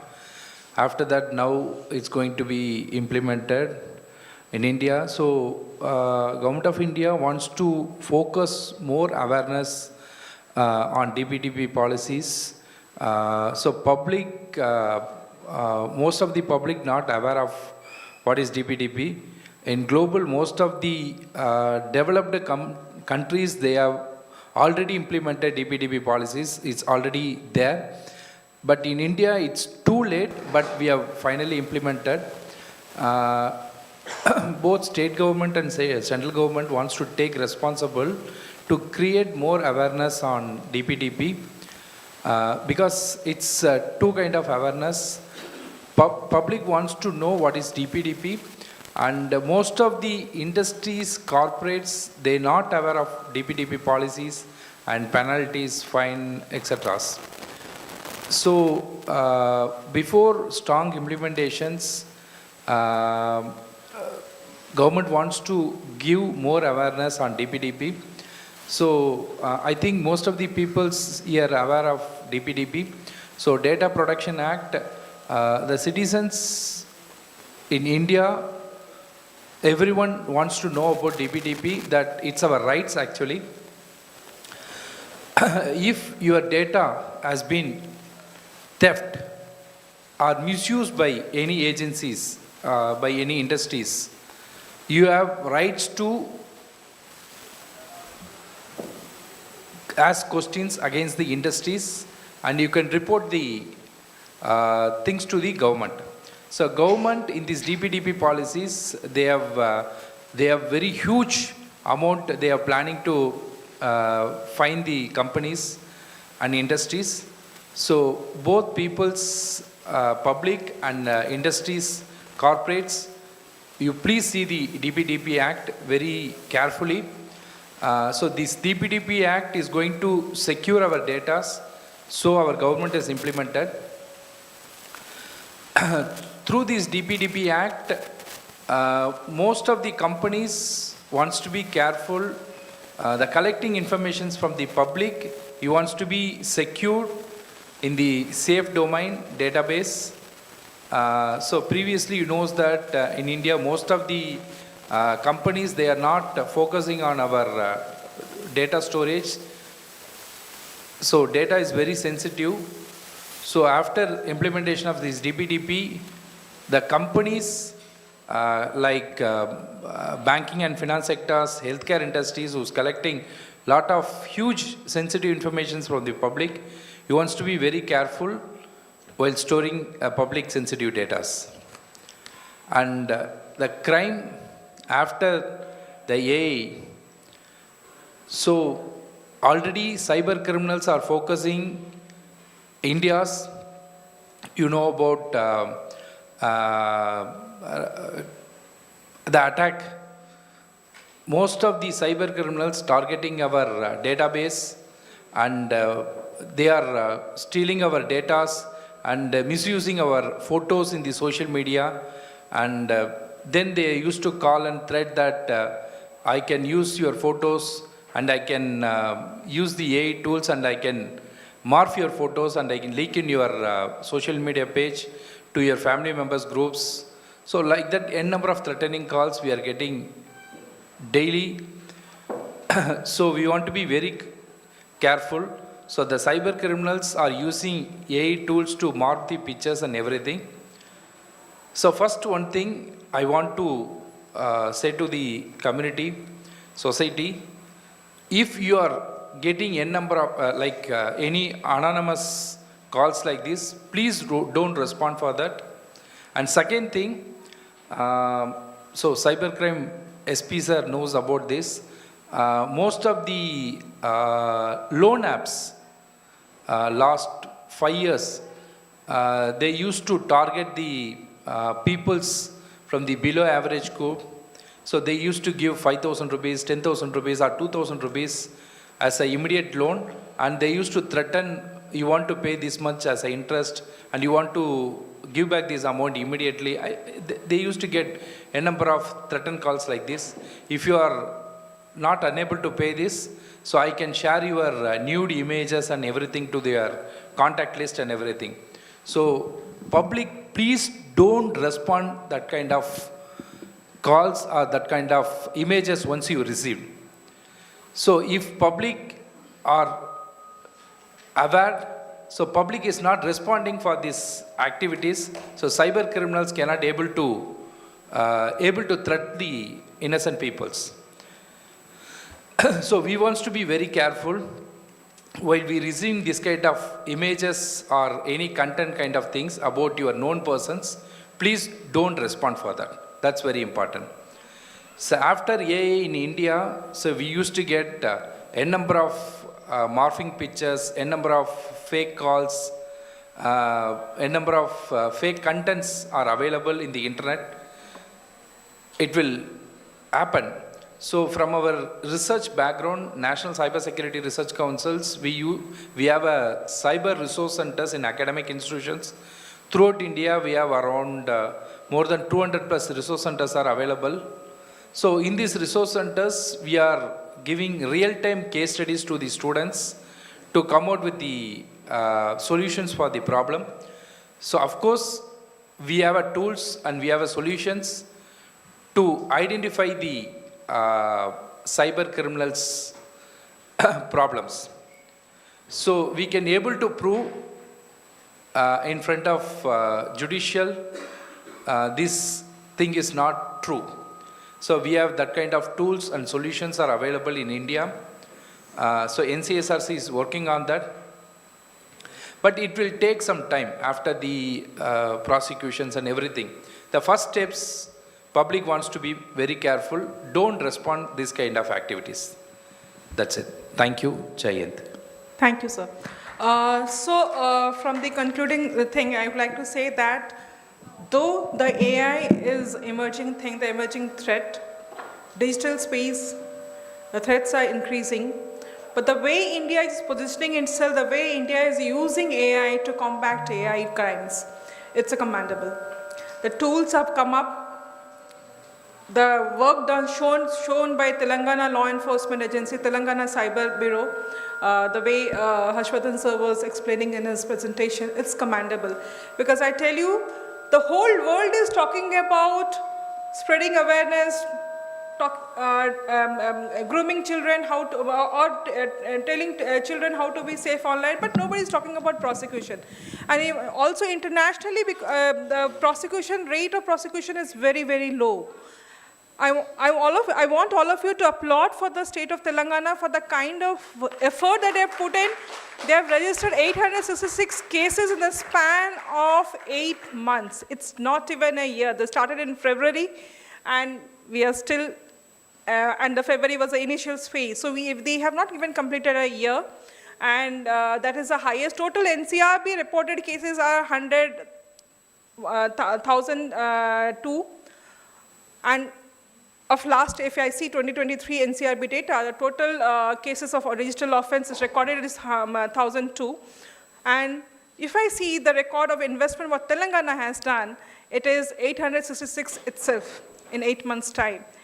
So it's high time that the states, the tools that we deployed over here are all scalable, should be taken over, and they can be replicated in other states. The model can be replicated in other states. So once again, sir, I congratulate Telangana State, and we are very proud to be associated with Telangana State Cyber Bureau under the leadership of Shikhaji. And it's a commendable result that has been showcased in the country. And we are sure we are not going to stop here. We are going to replicate it in other states, and we are going to take it outside also, as India leads in AI. So I want to Thank you add so a much. few things about Telangana Police. I'm from cyber background from 2012. So in India, Telangana is the first state. They started Cyberbath Police Station. And last year, the I4C, Indian Cyber Coordination Center in Delhi, the first lay foundation day, our Honorable Home Minister Amit Shah ji has inaugurated that first lay foundation day, I4C.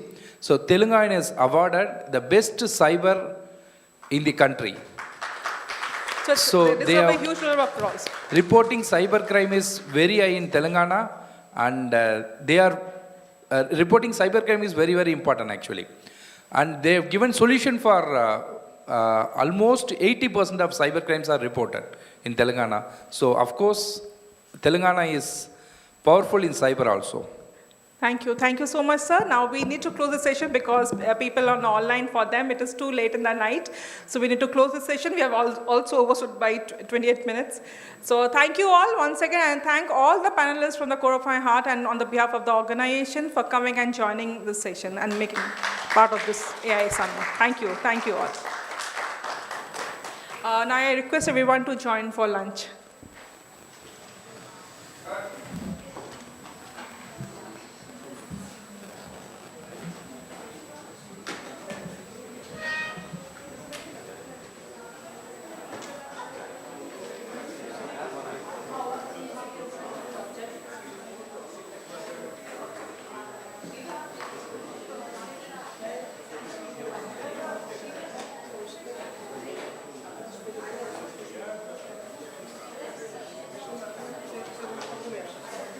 Record.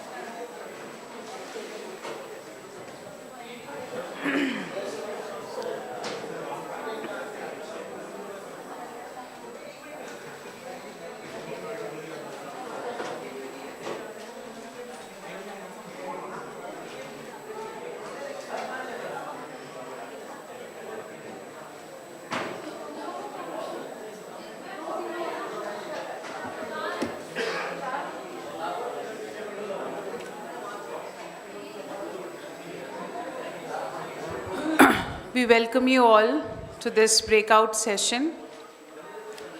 I'll request everyone to settle down a bit. Thank you.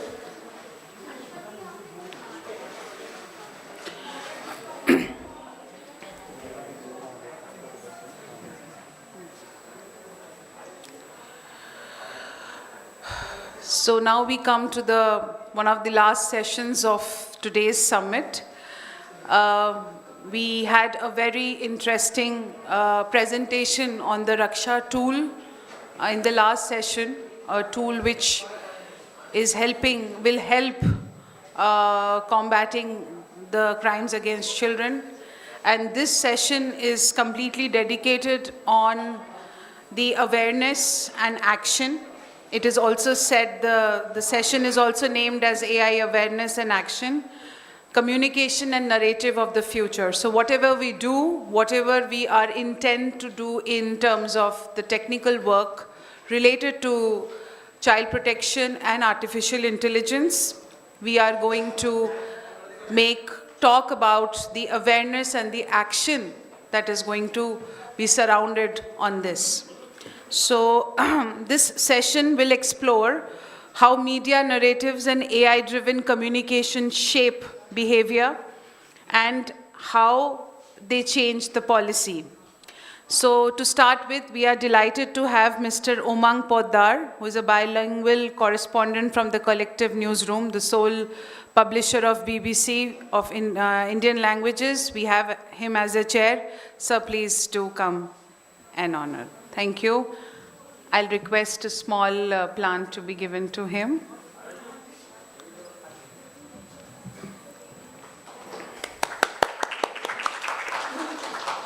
Thank you, sir.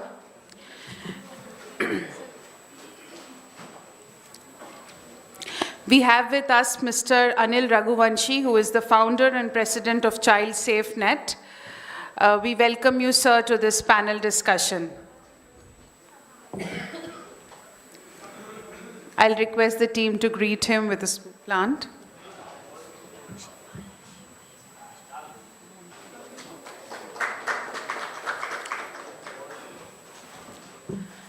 Thank you, sir. We have with us Ms. Aprajita Bharti, who is the founding partner of the Quantum Hub. Thank you, ma'am, for taking time, and I'll request her to join as a panelist. Please greet her with a small plant. Thank you. We have with us Ms. Priyanka Yadav, who is the Cybersecurity Manager for Genpact, and she's one of our panelists. Ma'am, please. I'll request the team to honor her with a small plant.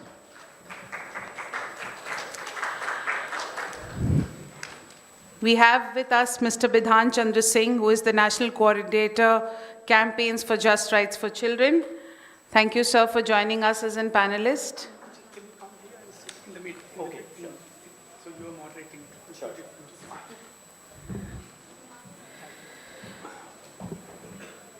Please greet him with a small plant. Thank you.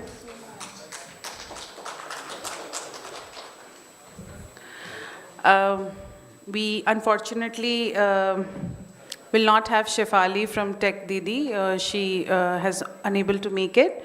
So we will be having Bali Sapple, the head of development from We Protect Alliance, joining us online.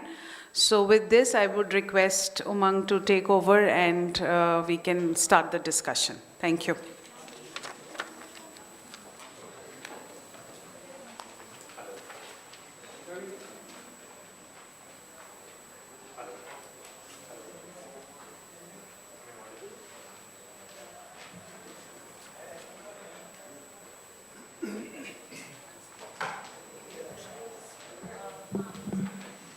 Hello. Yeah. 1 second, sorry.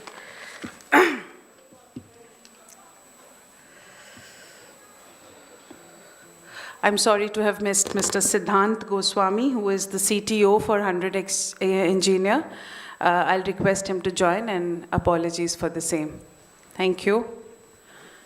I'll request the team to please honor him with a small plant.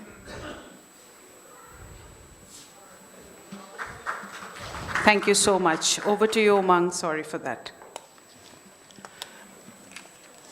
Hi, everyone, and welcome to this panel discussion, which is titled AI Awareness and Action, Communication and Narratives for the Future. I know everyone's just had lunch, so therefore people's attention spans might not be at the sharpest. So we'll try to keep this talk like as informative and like as interactive and non-technical as possible. So yeah, AI is something which children now are growing up with. It's not something which they discover like later in life. So from the moment like they start engaging with the world, AI or like technology forms a very core part of it. So from friendships to how they form identities, how they understand things, mobiles, computers, algorithms play an integral role in that. And also another thing which is very important is like how we talk about AI, because it can either be seen as something which can empower children, but there's also a lot of fear mongering and a lot of uncertainty which comes with when you introduce a child to AI. Like one example which I was just thinking when I was coming here is I have a 6-year-old niece. And every couple of days she asks for something new. Like one day she wants to play Roblox, the other day she wants to get like an AI toy. And my instinctive response is that no, you shouldn't do that. It's something which might not be good for you. So personally, I was hoping from this panel discussion, maybe I have a different answer the next time when she asks me for something different tech related. Or if not a different answer, maybe I have more reasons to offer to her why something is good or bad for her. So without taking much of your time, there are a lot of experts today in the panel who come from like different fields. I would like to pose a question, and if I can have like a short answer from each of you, that when I say children and AI, what's the first thing which comes to your mind, like a first image or first thought? And I'll be glad if you can keep this answer like really short, and then we can take our discussion from there. So maybe if you can start from the beginning of the panel. So the first thing which comes to my mind is generational gap. It's like which, in the morning session, the panelist was talking about Zen Alpha and digital, native generation. So that's the first thing which comes to my mind. Okay, Mr. Anil?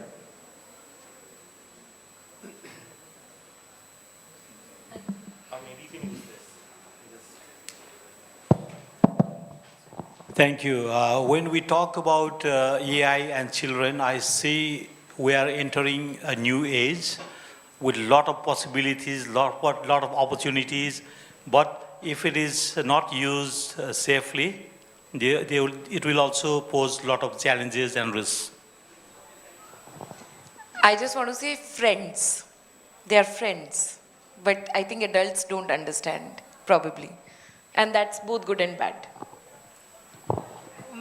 I think when I look at all the kids which are near to me, I think online games nowadays, there are multiple chat rooms in those online games. They are uploading different kind of pictures, they are uploading, or maybe they are texting someone, and what kind of text they are receiving from the from other end, that is the big questions, and I think that is a bigger picture we need to see, because nowadays kids are very much friendly with online games. So I think.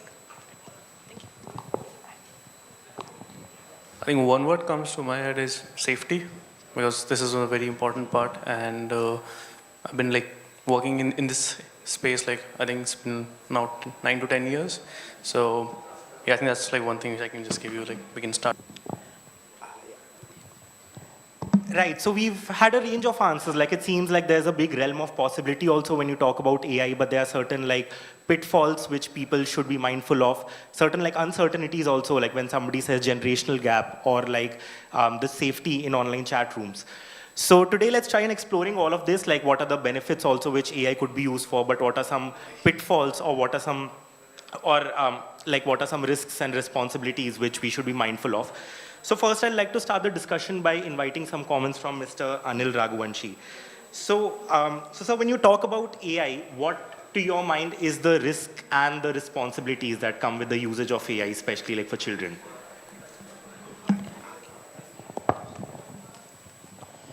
Thank you very much. When we talk about risks, we look at how the technology is evolving very fastly and how it is used. without any guardrails. Like when we make a building, when we make roads, we make safety measures, guardrails, but AI is developing so fast that we don't have regulation controls which protect children. So it's very important. So the data collected from children, the information they are using, the purpose they're using, and also how AI is impacting their overall social, interpersonal, and cognitive development, those things were not researched, not understood. That's why it's very important to look at what causes the risks and what are the possibilities of making them vulnerable. So for that, we need to look at the guardrails. The AI should be used only for the children according to their age. Age appropriateness should be there. And it should not be everything which is available for adults should not be available for children. And they should be guided. The parents, teachers, they should guide. And the companies who produce AI services and products, they also need to follow and also embed safety and privacy, which is now we call responsible AI principles. Like the safety of the child should be the priority, and the privacy of the information, the data used by AI for training, so that should also be not harming children. And also it should be transparent. What data AI companies are collecting, why and where it will be used, that transparency should also be there. And then accountability. If somebody uses AI for medical assistance or legal assistance and that causes harm, like the suicide cases were also reported.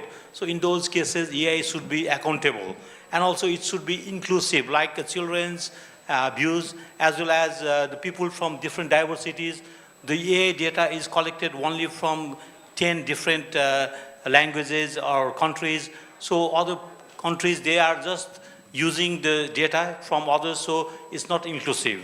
And also it should be sustainable. So those things are some of the responsible AI principles and guardrails. And without that, if we use AI, it's like driving a motorcycle without a helmet or driving a car without seat belts. So we need to have safety, privacy, and all these guardrails in place to protect children, not only children, young people and adults as well. So that should be there. And for children, we are emphasizing because they are more vulnerable and could be at risk easily than others. Thank you. Right. Thank you so much for your answer. That gives a lot of questions through which we can bring the discussion forward. So I'd like to get Ms. Aprajita's comments on, so when Mr. Anil was talking about the regulation of AI, so now we are seeing that there's been a resurgence in some countries, say banning social media, like saying that children who are under 16 should not be privy to social media. But there are some which say that children who are say 13 to 18 can use social media, but with some parental guidance. So when India is at a stage where it's trying to become one of the global leaders and set the stage for how AI should be used, so where do you see this line of regulation and which way do you think we should veer towards? Got it. Actually, before I answer, can I ask everybody in the room ki how many people are using AI? Sure. कितने लोग AI use कर रहे हैं यहाँ पे for their work? Raise of hand. And कितने लोग apart from work भी AI use कर रहे हैं? कितने लोगों ने कोई पर्सनल बात AI से शेयर करा है या कुछ सजेशन लिया है? कितने लोग हैं? Great. So I think these are adults, right? Adults in the room. So I think बच्चे जो हैं वो AI हमारी तरह ही यूज़ कर रहे हैं, पर हमने एक सर्वे किया क्योंकि बच्चे जो होते हैं वो टीनेज में काफ़ी बार ऐसे चीज़ों से जूझ रहे होते हैं जो वो बाकियों से नहीं शेयर करना चाहते, या तो अपने फ्रेंड से शेयर करते हैं, पेरेंट्स से तो वो कुछ शेयर करना नहीं चाहते, स्पेशली मैं टीनेजर्स की बात कर रही हूँ, एडोलेसेंट्स की बात कर रही हूँ, और उनको बहुत हिचक होती है अपना कुछ शेयर करने के लिए. तो हमने एक सर्वे किया with more than 500 young people between the age of 13 and 18, और हमने उनसे पूछा कि आप AI के साथ क्या कर रहे हैं अभी. तो उसमें 57% यंग लोगों ने बोला कि हम AI से बातचीत कर रहे हैं। अगर उन अपने जो भी डाउट्स हैं लाइफ के बारे में, अपनी आइडेंटिटी के बारे में, रिलेशनशिप्स के बारे में, वो AI से शेयर कर रहे हैं, पढ़ाई के लिए भी यूज़ कर रहे हैं। तो अराउंड 70% बच्चे, और ये सारे जो बच्चे हैं ये अलग अलग स्टेट्स में थे, रूरल एरिया में भी थे, अर्बन एरियाज़ में भी थे। सैम्पल सेट बहुत बड़ा नहीं है क्योंकि हमारी क्षमता इतनी नहीं है कि हम एक गवर्नमेंट की तरह सर्वे कर पाएँ, बट एंड ये हमने 5 महीने पहले किया था। मैं आपको बता सकती हूँ कि इस 5 महीने में ये नंबर और भी बढ़ गया होगा। एंड हमने ये देखा कि लोग शेयर कर रहे हैं, और हमने देखा स्पेशली लड़कियाँ लड़कों से भी ज़्यादा AI चैटबॉट के साथ अपनी बातें शेयर कर रही हैं। हम में से जितनी भी लड़कियां हैं और जो लोग लड़कियों के साथ काम करते हैं वो ये समझ सकते हैं कि लड़कियां और भी हिचकती हैं अपने घर वालों को बताने के लिए, स्पेशली रूरल एरियाज़ में या लो इनकम कम्युनिटीज़ में, तो वो ये सब बातें AI से शेयर कर रही हैं। I think regulation has to follow what is happening on AI. I think the first thing that India needs to do is understand how young people are using AI. Otherwise हम कुछ ऐसा regulate करेंगे जो शायद हमारी सोच और समझ से पार है। तो जैसे अभी बहुत डिस्कशन चल रहा है कि चैट GPT की वजह से किसी एक लड़के ने सुसाइड कर लिया US में, तो अब क्या होगा कि हर गवर्नमेंट बोलेगा कि आप एक AI मॉडल में लगा दीजिए कि अगर कोई भी सुसाइड के बारे में बात करे तो उस पर एक हेल्पलाइन का उसको वो आ जाना चाहिए। ये ज़रूरी है, पर क्या that is enough? I mean, one has to think, right? Because the suicide is the last thing that happens to somebody. There are so many stages when children need help before they get to that point.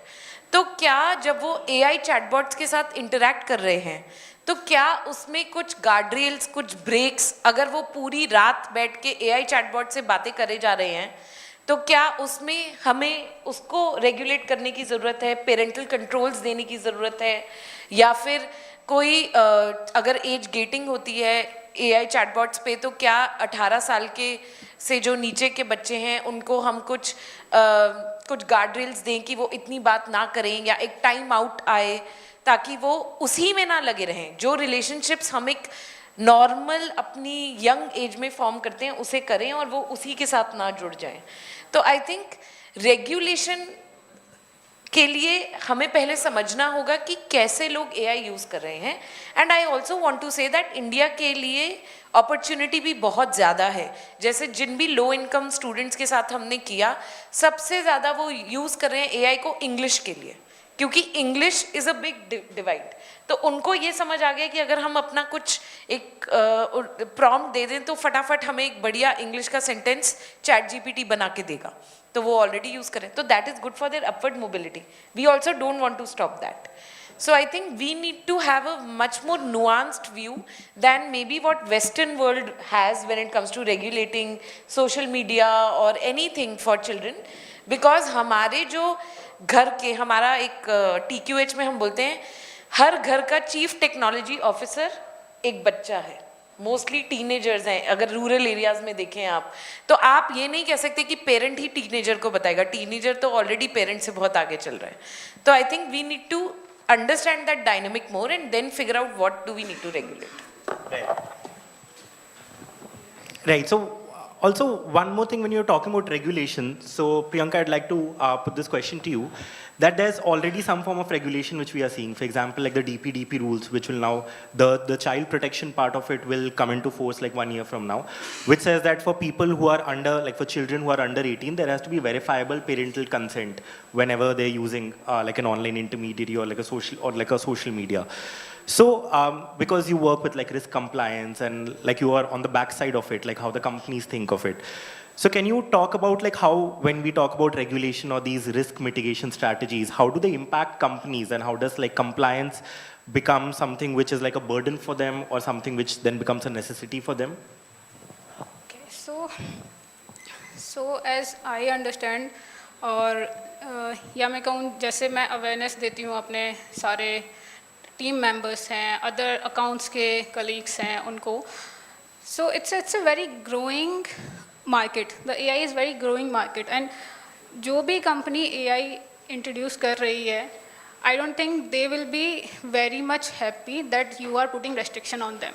Okay, so if we think that, as I said कि games वाला part है जो online games वाला part है, तो अगर कोई बच्चा उस पे जाके बहुत सारी चैट करता है, if you are putting restriction on text, videos, pictures कि क्या अपलोड कर पाए, क्या नहीं अपलोड कर पाए, क्या टैक्स कर पाए, क्या नहीं टैक्स कर पाए, it will cost I think millions to the companies. उसके लिए शायद से बहुत सारे companies के लिए फॉल बैक होगा, ये एक नया रूल आने के बाद ये बहुत बड़ा फॉल बैक हो सकता है उनके लिए. Similarly, it is not limited to children's. मुझे लगता है जो मैं अपने घर पे देखती हूँ, what I'm seeing at my home, the elders जिन्होंने शायद से कभी मोबाइल फ़ोन्स नहीं देखे थे, this technology world is very new to them. उन लोगों ने अभी नया कहीं पे भी क्लिक कर रहे हैं, like a phishing, wishing, anything, they are sharing multiple details, और उनको नहीं है awareness. So I think ये awareness हमें, अगर हम घर पे भी देंगे ये awareness, उनको भी बताएंगे, so I think this is again एक बड़ा पार्ट होगा जो कंपनीज के लिए बहुत बड़ा रेस्ट्रिक्शन मेथड हो जाएगा कि अरे ये चीज़ क्यों आ रही है, ये DPTP क्यों आ रहा है, और हमें 18 के नीचे वाले बच्चों के लिए अलग से रूल्स बनाने पड़ेंगे, और we can't collect the complete PII data from everyone, which is very I think very normal, and ज़्यादा एफर्ट नहीं करना पड़ता है कंपनीज को इन चीज़ों को इम्प्लीमेंट करने के लिए. बट जब ये आएगा तो GDPR का एक्ट आएगा, IT एक्ट आएंगे, AI फ्रेमवर्क उन लोगों को इम्प्लीमेंट करना पड़ेगा, विच इज़ अगेन कॉस्ट जाएगा. सो मुझे लगता है कि this is a good decision कि आना चाहिए, बट मार्केट कैसे इसको कंसीडर करेगा इसको, I think that is a big question. And the other thing that I see from my perspective, which can little bit restrict children's data, PII data, there I think the big weapon we have is behavioral AI, where अगर कोई बच्चा कुछ भी text लिख रहा है, like they want to or they are receiving some different kind of text message that do not tell your parents about these particular details. So it could catch through these particular behavioral AI, and once it is implemented, again ये एक बड़ा point हो सकता है उन companies के लिए जो open source बना के इसको हर जगह मतलब फैला देना चाहते हैं कि ठीक है आने दो, जो भी डेटा आ रहा है हमें तो कलेक्ट करना है. And whatever they are doing, like one of the example what I was seeing in one of my friend's kid's phone, he was using something and he just downloaded one application.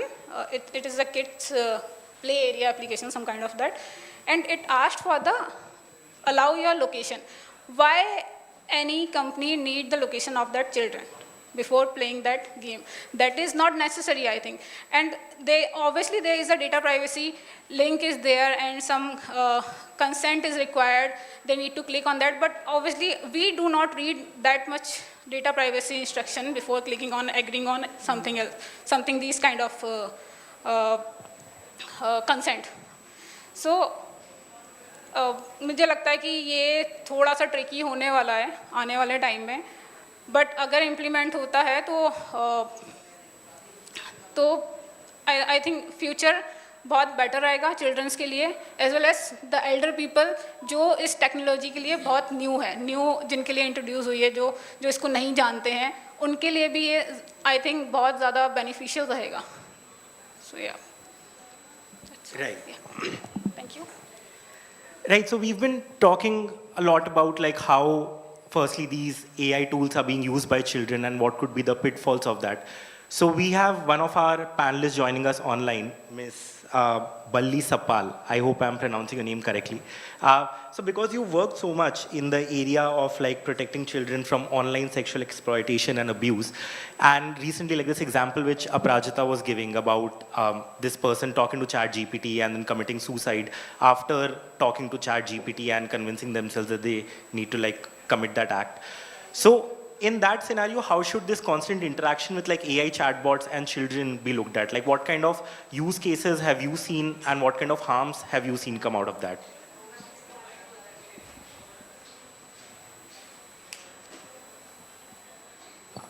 You're on mute, Bali.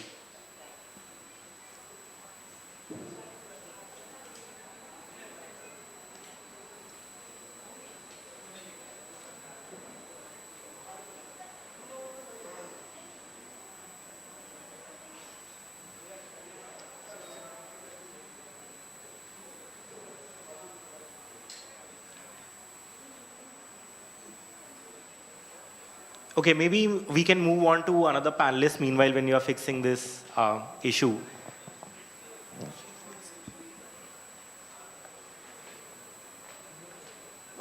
Okay, I think maybe somebody from the organizers who's controlling the Zoom can unmute them. So while that's being fixed, when we are talking about the uses of AI, like another thing which people talk about is the use of AI for something which can be beneficial to children or beneficial to issues concerning children.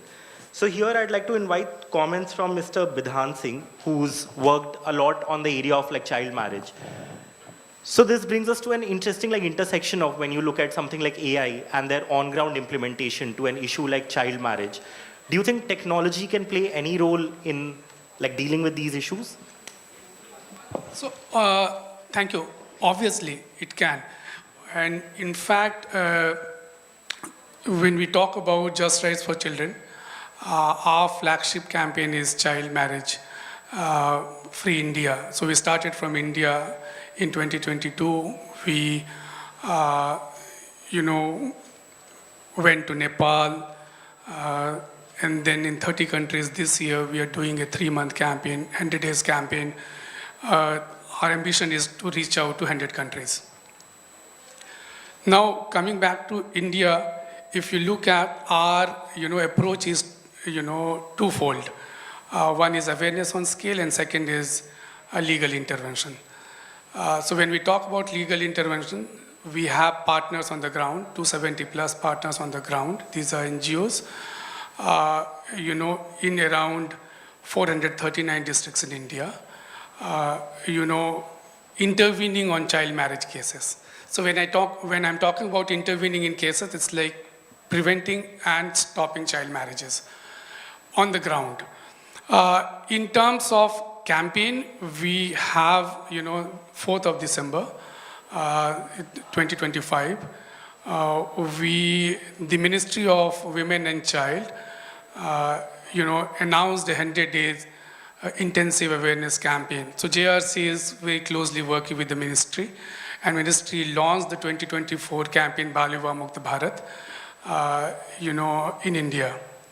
Now, first year, the data said that the media, news said that the campaign reached out to 23 crore people. Now, in terms of, if you look at what are we talking about when we are talking about child marriage, we are talking about, ending child marriage by 2030, which means, achieving the SDG goal, which is the target of 2030. And we believe at JRC that we are, it's not an ambition. Actually, based on the data which I talked about, we are, achieving that goal. So, and the 23.3% national prevalence which on child marriage, which India has, it's an NFHS data. So what AI can really do is, after lunch I was talking with one of the panelists, he's in that room, and he was talking about a case in Bangalore, a youth, he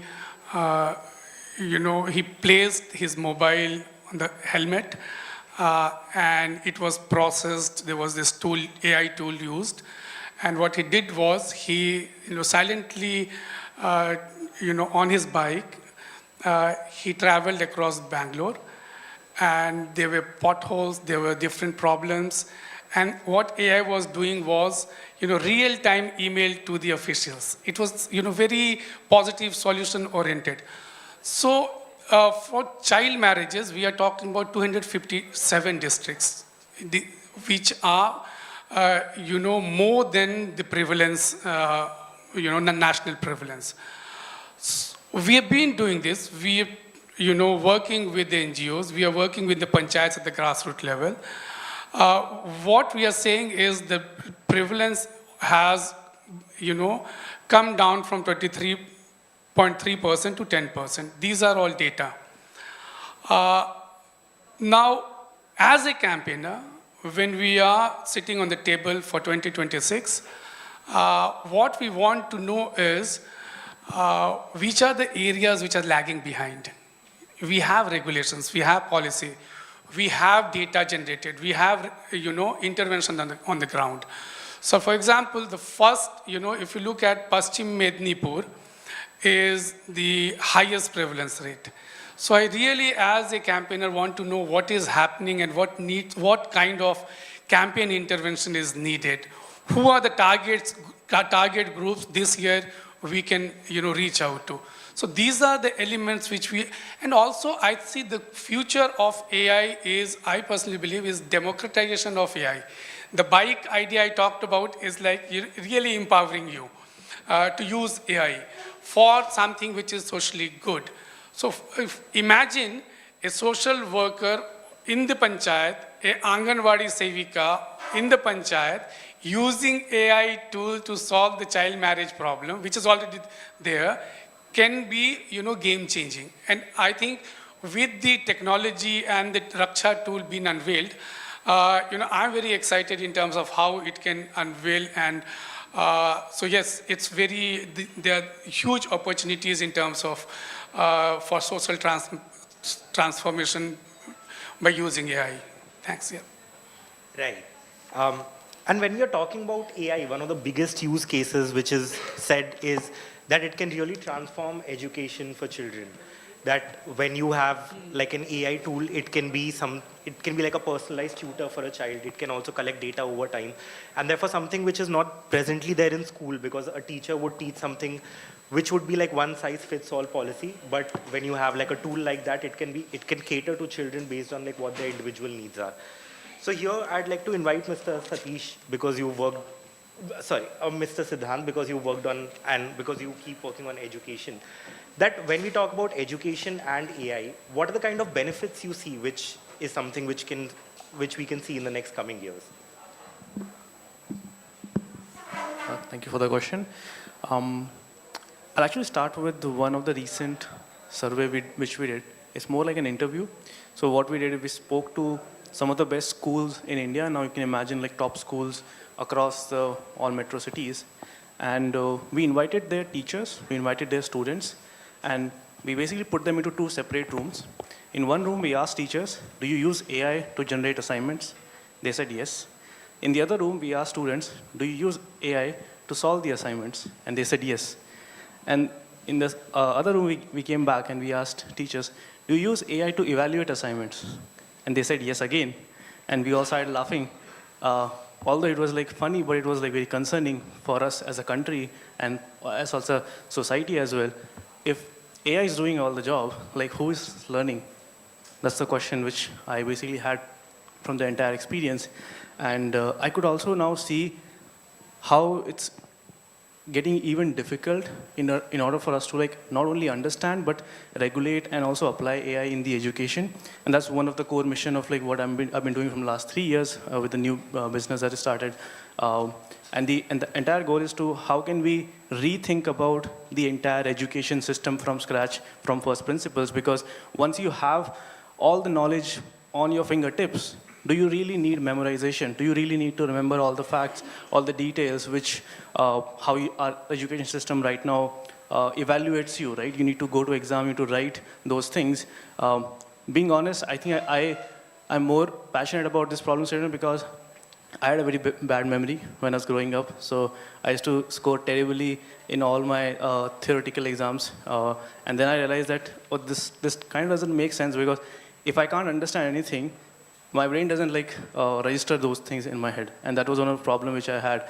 And I think now I'm seeing this happening at a scale because we have low attention span across the entire generation. You are like always exposed to entire information overload. I call this like information junk, which we have on social media, like the brain rot content. And now because of those things and with the AI, I think we seriously need to now rethink about like how we teach and how we educate people. So that's one of the things which I've been like working, and I think one of the thing how I can foresee and solution which I can maybe like also propose, and maybe if anyone has any feedback on this, would love to like discuss with you guys after this session. We are starting to build a most hyper-personalized AI program from first principles for each and every student. Just like imagine if you give every student in India a personalized tutor who can not only teach the subject, but also understand what's the proficiency of this person, what's the problem solving capability, what's the critical thinking, logical reasoning, what are the areas where this person is or this child is really good at, right? Maybe there are people who are like excellent in art, excellent in other subjects, but they might not be like as good at, say, other parts of the education. So how can we use those internal triggers? How can we understand the entire identity of a human psychology and then use those triggers, use those things to motivate them and also enhance their overall cognitive abilities? And that's one of the core theses which, on which we have been working, because we believe that now this is a time where education has to be personalized. There is no other option for us. We cannot like expect one-size-fit-all solutions and curriculums. And I feel that's going to be one of the future which I'm excited about, where every child will get like a personalized tutor. So yeah, that's basically it. Thank you. Right. Thank you so much. So yeah, I think we finally solved the technical issue also. So Ms. Balli, would you like to come in?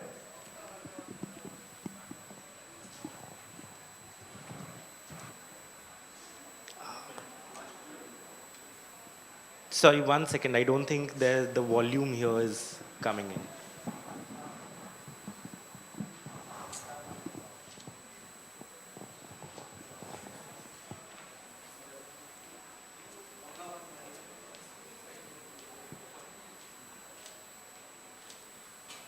Okay, I think we'll have to wait a little more to hear your comments before then, like after the next technical issue gets resolved.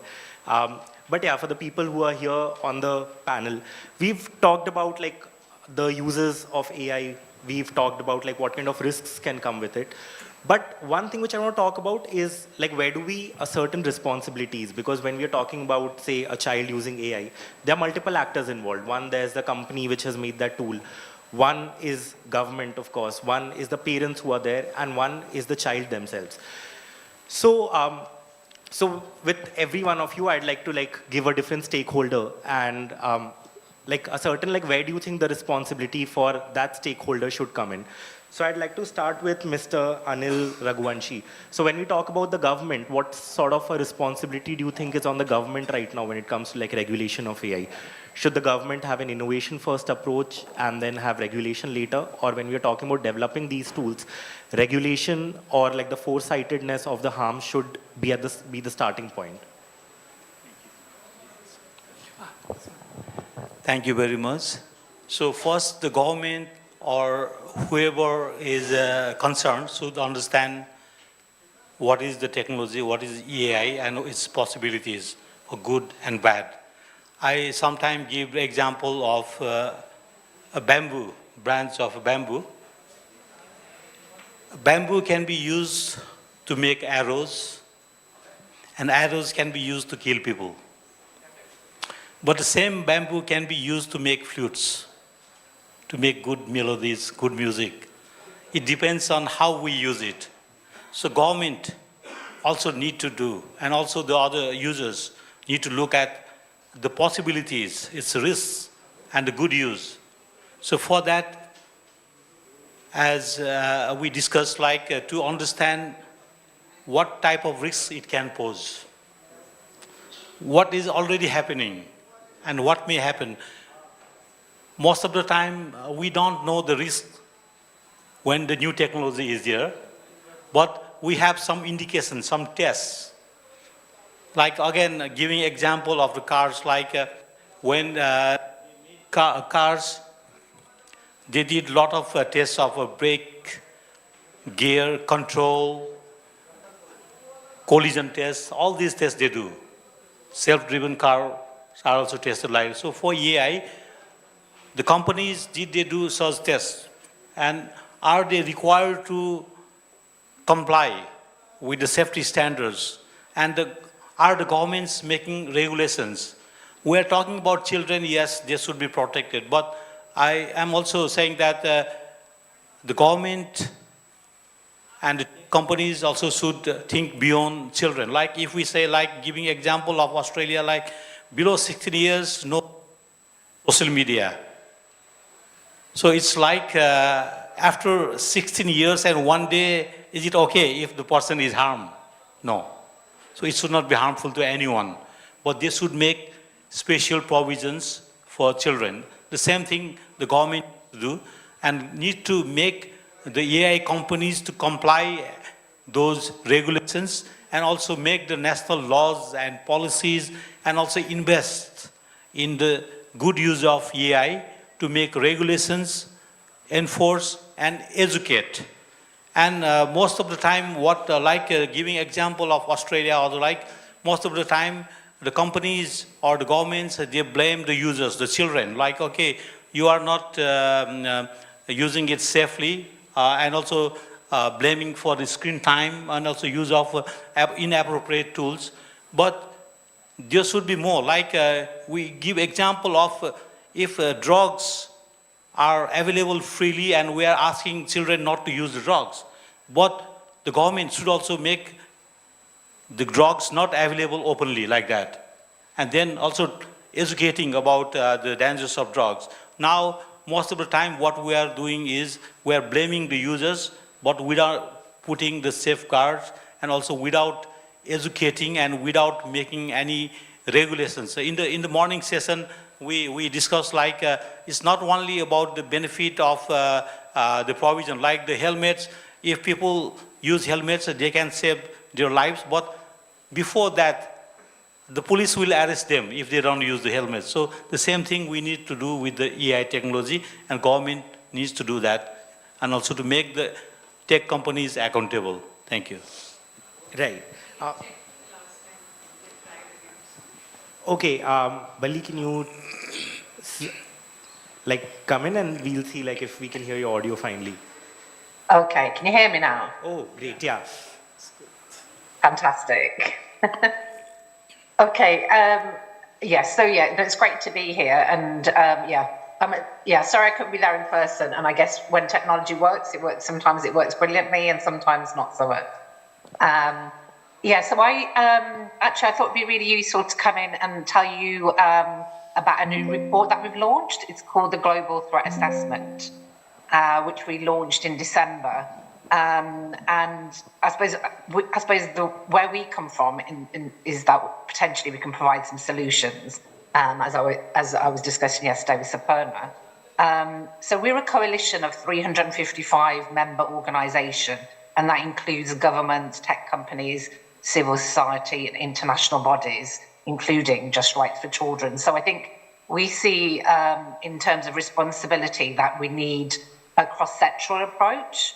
So that includes governments and tech companies, everyone, media as well. And so this report that we've produced also has a prevention-focused framework for action. So this builds on some of the work that we've done in the past that some of you might know about. I'll put our website in the chat as well, so that you can access the report. I did have a presentation, but I think I'll just talk through it as well, because to kind of counteract any more problems in terms of technology. So so we've got a global threat assessment, which is a report that provides comprehensive analysis of the threat of child sexual exploitation and abuse online. and it looks at the scale and nature of the threat between 2023 and 2025, and it looks at emerging trends, policy developments and practices with a prevention-focused framework for action. And like I said, I will share the presentation with you and the website so you can see the report as well. So our central message is that technology-facilitated child sexual exploitation and abuse is preventable. And we want to see a shift from reactive responses to proactive prevention-led strategies. So it's safety by design. And we think that this aligns with public health approaches and recognises that sustainable change requires investment, cross-sector collaboration, comprehensive and globally aligned legislation and systems, so designed to protect children, like before the harm occurs. And I've got some information on the research process that I can share. We can share the presentation afterwards. But in terms of the work that we do and the report that we provided, children with lived experience and children's voices are embedded throughout our report, which we know, is sometimes missed. And we've talked about how, children and young people, use AI. So, I think we know that there's some geographical differences in scale and the scale and nature, but the access and use of AI and the internet is increasing every day. 175,000 children go online for the first time every day, and they're joining over 5.5 billion internet users worldwide. And in terms of technology, there's so many advances at the moment. We know there's encrypted messaging with virtual environments. Generative AI is also being misused to produce synthetic child sexual abuse material. And we know from our report that reports of AI-generated images rose more than 1,300% between 2023 and 2024. And just half of last year, there were 440,000 cases reported alone. And there's other developments as well, like quantum computing. But we think, one of the key things that we kind of advocate for is safety by design, so that, it's not up to the users, but, I think in consultation with young people and children, I think it's important that, everyone is involved, and it's at the start, of when things are being developed as well. And I think we've talked about some of the dangers already, but there's things like, financial sexual extortion, there's self-harm, there's terrorist and violent extremist content, and also children displaying harmful sexual behaviour as well. And I think, we've touched upon some of the legislation as well. We know, we've already talked about, some of the legislation, countries such as Australia, Brazil, Singapore, the UK and the US have introduced legislation. And there's also the UN Cybercrime Convention, which establishes new international offences and obligations. And also, there's more cross-sector collaboration, such as the Tech Coalition Lantern. So I think the key message is that global action is getting more momentum, but we need to make sure that government legislation keeps pace with the new and emerging technology as well, and that there's robust enforcement mechanisms as well. So I suppose the last thing that I kind of wanted to talk about was our prevention framework. And we do have a session on the 11th of February. And if you check out our website, you can have a look at, the report, the prevention framework, how you can become a member. But we look at 4 different areas in the prevention framework, and that includes the safe digital design, policy and regulation, survivor and youth support, public awareness and education. And that framework is intended for use by governments, tech companies, civil society, media, academia and international organisations as well. And there's recommendations for each sector as well. So that includes governments, tech companies civil society, media, international organisations and donors. So I think the key message is that, this is a huge challenge and no single sector can address the crisis by themselves. So we would welcome, to you to kind of share our information. We were very much about pooling knowledge, resources, and influence. And I think that by working together, we can achieve more, more together than we can alone. So that was the kind of key things that I wanted to say. And sorry about the technology challenges earlier. Right. Thank you so much for your comment. Yeah, it will be very helpful to have your presentation in your report, and maybe we can circulate it after this discussion. So yeah, we've spoken about like what the responsibility of the government is. Now let's move on to what the responsibility of these platforms is who are making these AI tools. So for that, can I have the mic for Ms. Priyanka, and if you can like talk a little about like what are the responsibilities which these platforms should, what responsibility should be put on these platforms who are developing these tools? Yeah, thank you so much.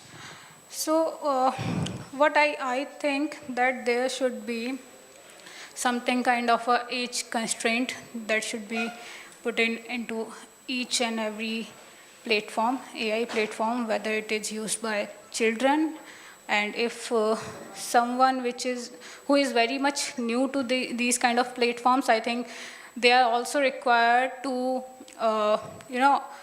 some kind of education before they start, start giving some kind of prompt into these kind of AI platforms. So these kind of, maybe a small package of any kind of small learning, that how they can use these AI tools. And like if I'm very much new to this particular any chat GPT platform or anything, I don't know what I can enter as a prompt. Maybe I'll use some kind of abusive language into those platforms, which is, I think there should be some kind of learning attached to before start utilizing these kind of platforms. Also, if it is for children, the age constraint is there, and there should be a education how they are going to use these particular AI platforms. If they are writing something into those platforms, what could be the keywords? If they are using any learning platforms, what can be the material they can utilize from those learning kind of platforms. And also, I think it should start from the home itself.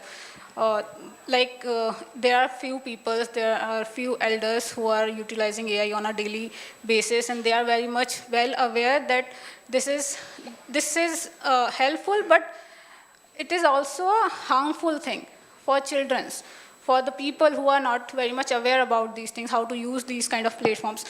So it should start, somebody from the home should start educating them that if they are communicating with someone on a chat forums, and they are asking some additional details, or they are using some kind of abusive language or some kind of different keywords, that should be taught at home, that should be given by someone from the home. And if somebody is not that much educated in home, who is not well aware that what kind of platform these are and how we can educate our kids, there should be some kind of a learning forums, teaching forums, where maybe some kind of teachers, some professors can give a small kind of awareness sessions to the kids, that how they can utilize these kind of forums. Now the other thing, if tech teams are implementing these kind of new AI platforms, and they are already implementing these kind of behavioral AI scanning into these particular platforms. So once they will scan that particular keywords, that okay, this is a sexual language, or this is a abusive language, and this could be restricted, and this person could be restricted if somebody is reaching out to any kids and they are just asking multiple details which is irrelevant to the kids. So they are blocking them, scanning those kind of people, reporting those kind of peoples, and I think this could be a good method, and I think in a future it is very much in a scope. I can see that it starts happening in some of the areas, some of the learning platforms it is, I think, happening, and it is asking for the consent also. It is checking that whether this particular group of children is underage, and what kind of data they are searching, what kind of communication they are doing. Is it within the restriction line, or is it, breaching the policies? So,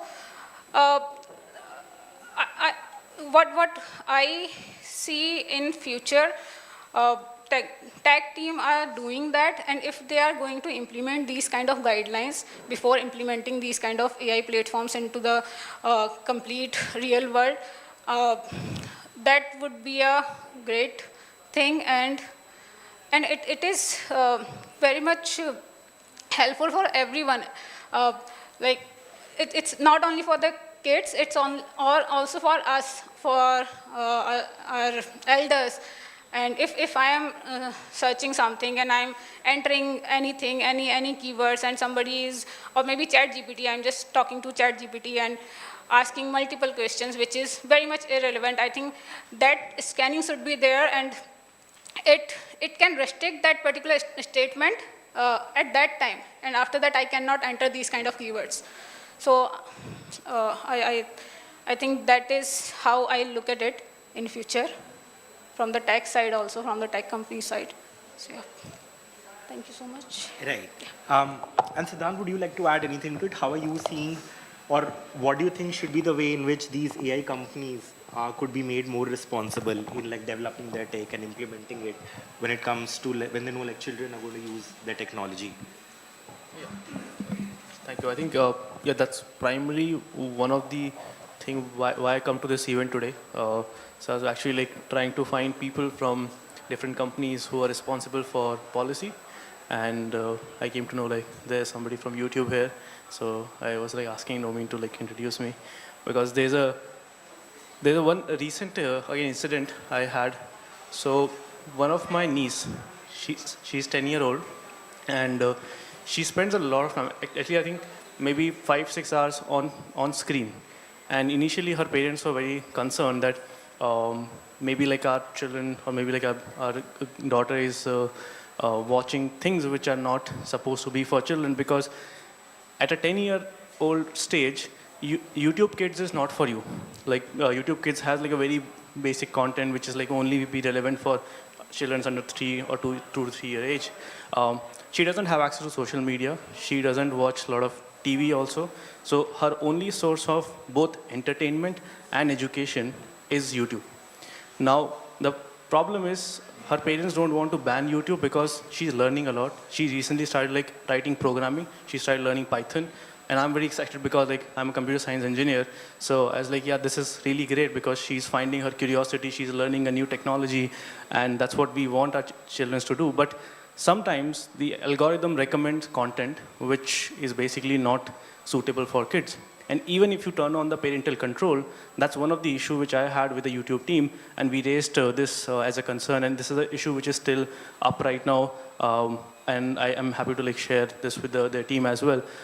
This is where the parental control for non-YouTube Kids platform right now, it's lacking a lot of, I would say, important controls where I do want to give access to quality education, and being honest right now, like I believe that free education is going to be like increase like as we move past in this space. And in fact, like we started doing free AI education on YouTube when we started the entire business. So most of our, I would say, initial distribution came directly from YouTube. So I do believe that YouTube is going to be one of the platform, and in fact, like internet is going to be the platform where like people will be like learning about the free education. But the problem is like we don't have right parental control and the moderation policies. as a result of that, what I have like a small presentation, maybe which I'll share if I get some time. We have like came up with a solution, which I want to propose also, is can we, just like how you use YouTube ad blockers, I'm not sure how many of you have seen ads, and then there are Chrome extensions which can block ads on YouTube. Now those are the, I would say, ideas which actually hurt the revenue of the company, because like people don't want to look at the ads and they don't want to buy the premium. But my idea was like, I don't think like blocking ads would actually like help them, because if we can use the same technology which helps people to block ads, to block the content which is not suitable for kids, and we can use it with the parental dashboard that is built or can be built in-house by any team, or maybe like any family itself. To just to give you an example and perspective, say for example, if you have anyone in your family who is like older than 3 to 5 year old, and he or she wants to like learn about new things on internet, and one of the concern you might also have that if she is or he is getting exposed to anything like which is explicit content or which is not suitable for them, how are you managing that?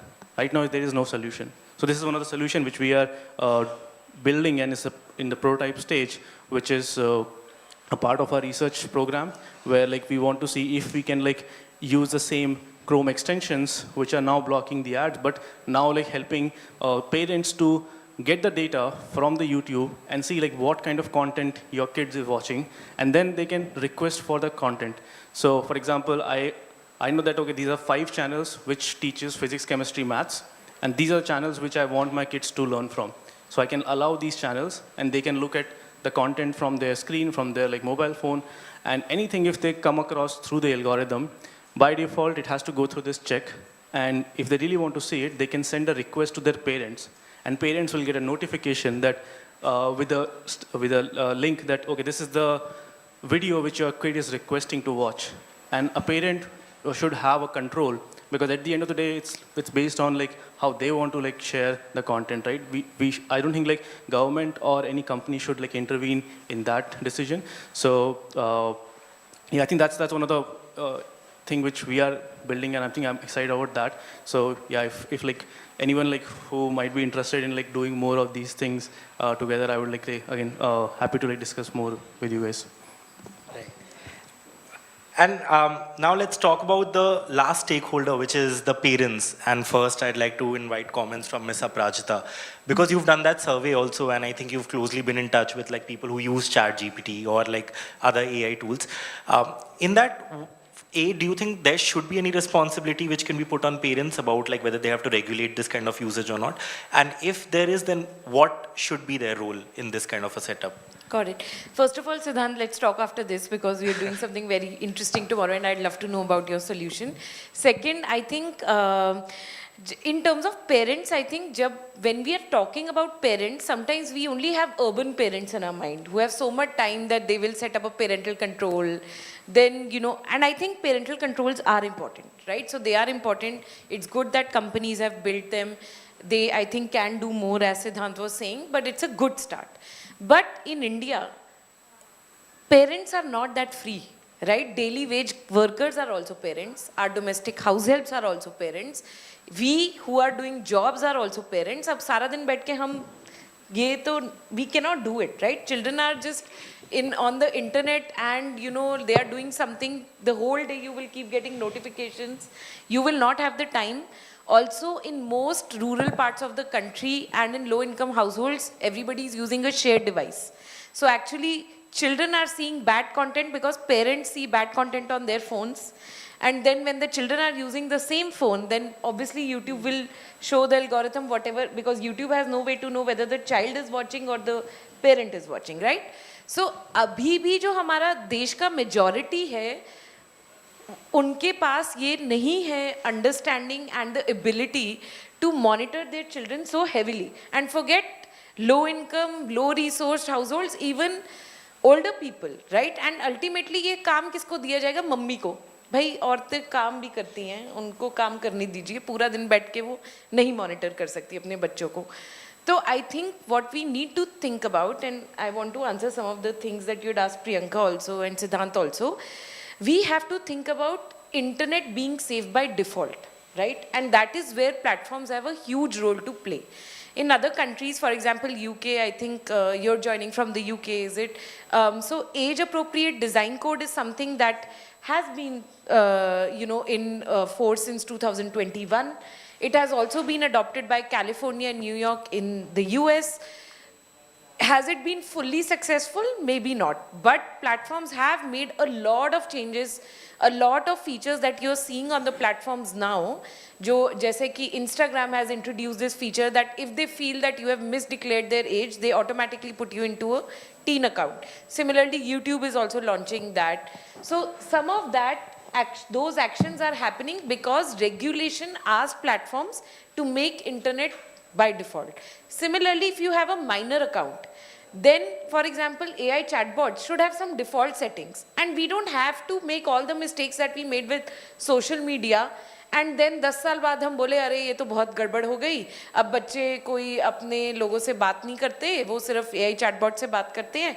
So all this can be built in now only, right? So some default settings, for example, memory should not be enabled, maybe for children, right, on chatbots.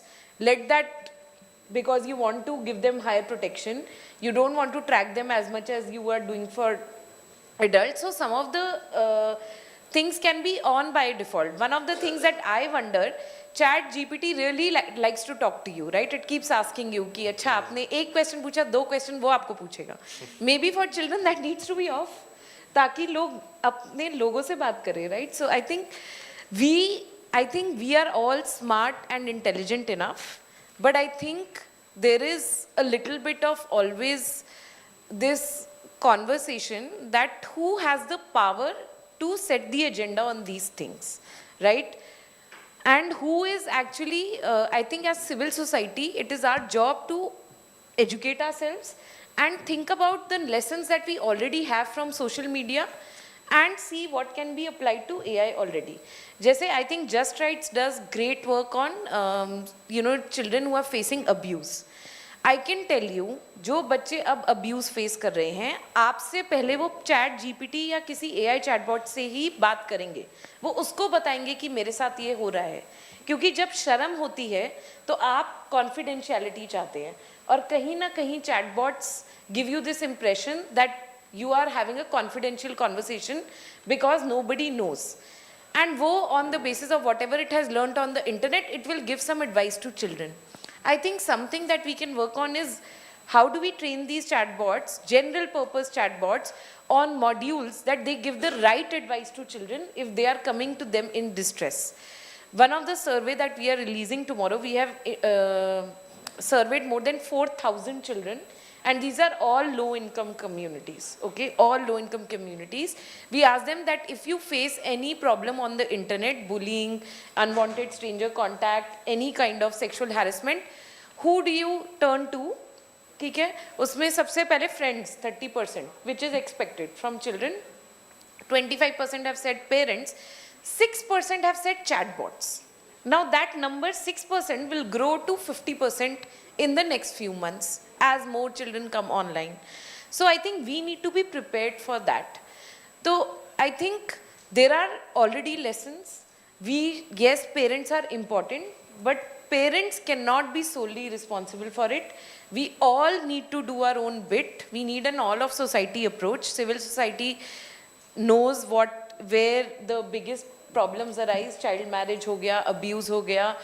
I think platforms understand, they already have a lot of data on how children are using. Some of the bad things have already started happening, so they have a lot of pressure. It should be safe for children. They already have had, this thing from social media. And also what we have not answered, which is a central question, is that AI chatbots, where does the liability lie? Are they an intermediary? Are they a publisher? That is a question that we have not answered even for adults. मतलब किसी भी चीज़ में अभी हमने Grok के साथ जो देखा, we have not answered कि Grok एक intermediary है या फिर वो एक platform है, right? तो वो एक central question we need to solve for everyone. And दूसरा, for children, I think we have enough knowledge. We have to start working with platforms and tell them that whatever you know, we don't have to wait for all risks to be sorted out at one, but what we can foresee, let's work on it together. Right. Mr. Bidhan Singh, I think you have something to add. So thanks, Umang. In fact, we've been talking about, innovation first or regulation, tech for good. I think, I won't get into the technical bit of it. Like I was talking about child marriage, there's a huge opportunity for all of us, civil society and the companies, to come together on the platform. We've talked about in the plenary, we showcase the data. These are real-time data. These are data of children being rescued who were trafficked, from Katihar in Bihar, or from Forbesganj, or from Jharkhand, or from Assam. So we are talking about 440,000 children in India. Yeah. We are talking about rural as well as urban audience. So when we are talking about vulnerability, the vulnerability of the rural audience is where, and we are talking about use of AI there as well. So from this open platform, I'd like to really invite the tech companies to come collaborate with us, organizations like JRC, to, showcase that AI can be used to really, resolve the, issue of child marriage. AI can be used together to achieve the SDG goal 5 by 2030. So there are, in terms of, when we're talking about, I have two daughters. One is 12-year-old, one is 17 years old.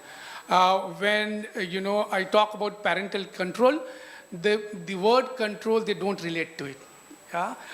So maybe, we have to, and when we are talking about, AI, we are talking about SSP. That's what in the morning session someone talked about which is scale, speed, and precision. So when we are talking about scale, speed, and precision, we also need to see how can SSP be used even to reach out to the new children who are getting introduced on the, online space. Also, one thing is, we keep on talking about AI, but our focus is also, can AI really help us, which we showcased by Raksha, is to prosecute criminals. There will be regulations, there are regulations, there are controls, there are facilitation.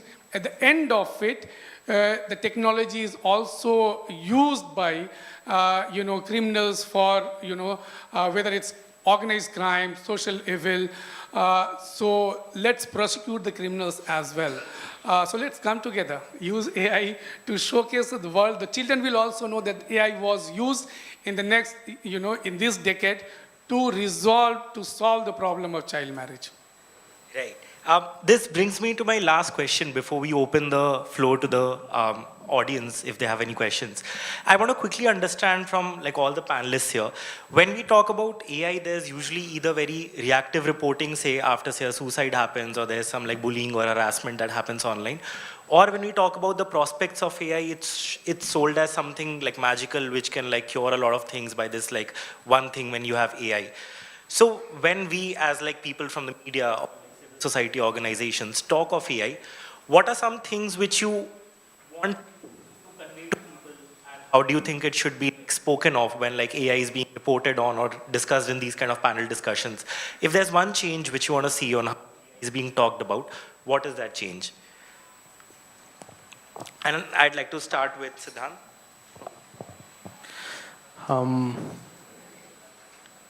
I think one change I want to see more is solution-oriented discussions rather than problem first, because I know that how important it is for us to identify problems, but I think at this point everybody is aware of what kind of problems we have in the society. But what I don't see a lot in media is what are the solutions we can build for that. And I think one of the main part and the reason why we are started as an education company, but right now we are also focusing more on the media side. We in the last 2 years we started doing online free training, so gather around 19 million views so far in the last 2.5 months. And one of the reasons why we had to do that is because if we are not reaching to the right audience and we are saying and we are telling about what is possible and what are the right things with the technology you can do, the narrative right now in media is like very fear-based, right? Like everything is like going wrong. There's like war happening like across the world. Things are bad. But I think like the world is not that dystopian. Like we do need like people to believe that things are getting better and we can make it better. So I think that's like one of the things which I want to see more. Yeah. Right. Priyanka? So, I think, as Siddhant has already explained, so what I think it is our responsibility, it's our society's responsibility that how we are using AI platforms. We are not, obviously there is a problems, we are not going to discuss the problems there, we are going to see what is the solution. It should be more solution oriented and uh, and also, we could see that obviously it can provide multiple kind of details to you, but you need to be very much careful that what you are asking, how you are using it, and how it is creating impact to your day-to-day activities. Like earlier we were searching something on books and we were getting lost into the books that this particular topic is very much confusing. We cannot search another different kind of method to something which is confusing to us.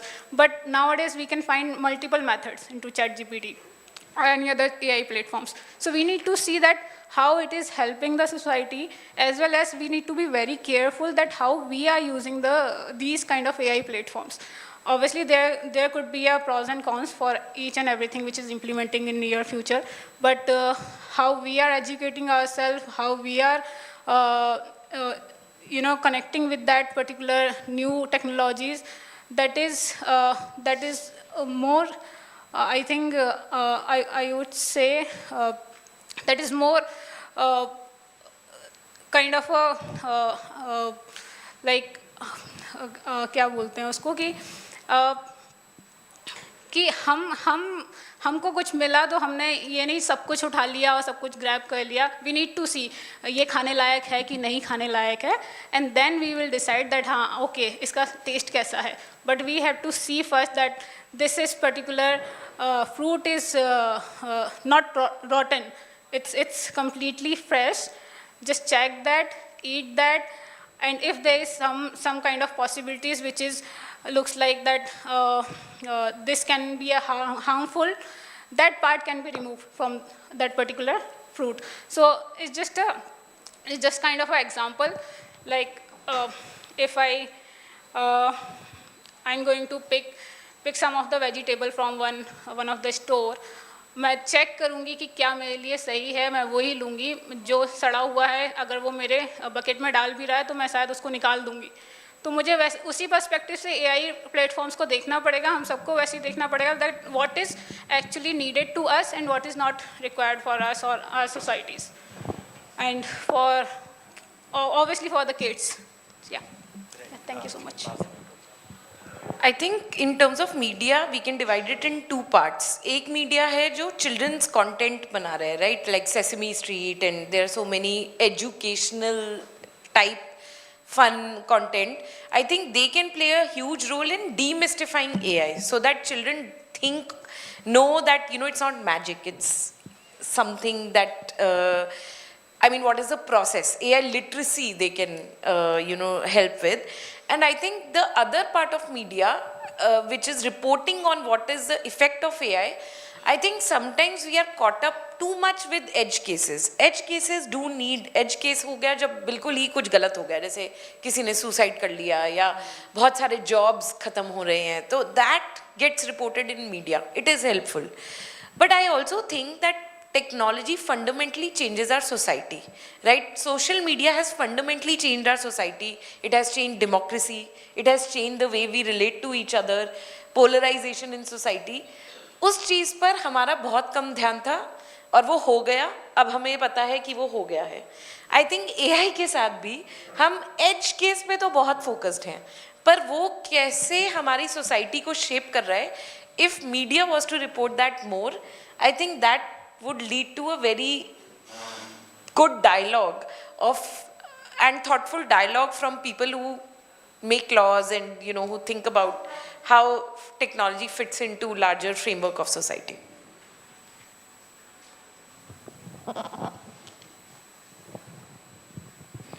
Thank you. Okay. So when we talk about safety, we usually talk about two things. One is a tech feature and the second is a law. That's not sufficient. Safety is not only a tech feature like parental control or the laws banning and regulating things to make protection possible. These could be helpful, but these are not everything. So that's why we're looking at the shared responsibilities of different parties, users, producers, and those people who benefit from that. So knowledge base on good, we use this movie as an example, good, bad, and ugly. So I call AI as the good, bad, and ugly. It's not only bad, it's also good, but it's also getting ugly. Knowledge base. And for your information, I would like to share that my organization, I came from Child SafeNet from Nepal. We did research on generative AI and its impact on children. It was done in 2023, within 6 months after ChatGPT was introduced. And actually, I'm writing a book for parents and children, mostly, on safe use of AI. So hopefully in 2026, that book will be released. But if you are interested, some of the articles I have posted on LinkedIn, the short forms, so you can see those articles on LinkedIn. And so parenting education, as you mentioned, we did 2 studies, and it was shocking to know that 85% of the parents, they say they have never talked about sexual abuse, physical or online, with your children. And they don't know what your children are doing. They are concerned about screen time, but they don't know who they contact, what content they look at, and what type of conduct they have. So most of the parents, they don't know. Even the parents, they don't know what apps or what are the language, their children's lingo, they don't know. So parental education is important, and we want parental education which is suitable for our situation, our country, our population. As you mentioned, that we cannot just put what model work in the West will be working here. One size doesn't fit all. So we need to cater to the parents who are not only digitally illiterate, but also those who are not educated. Maybe videos or in-person sessions, so they ask for those things in our research, so those things are there. And regulation, of course, and the schools can play a big role. But when I did a session with the school headmasters of the elite schools, they did not know anything about how to use AI.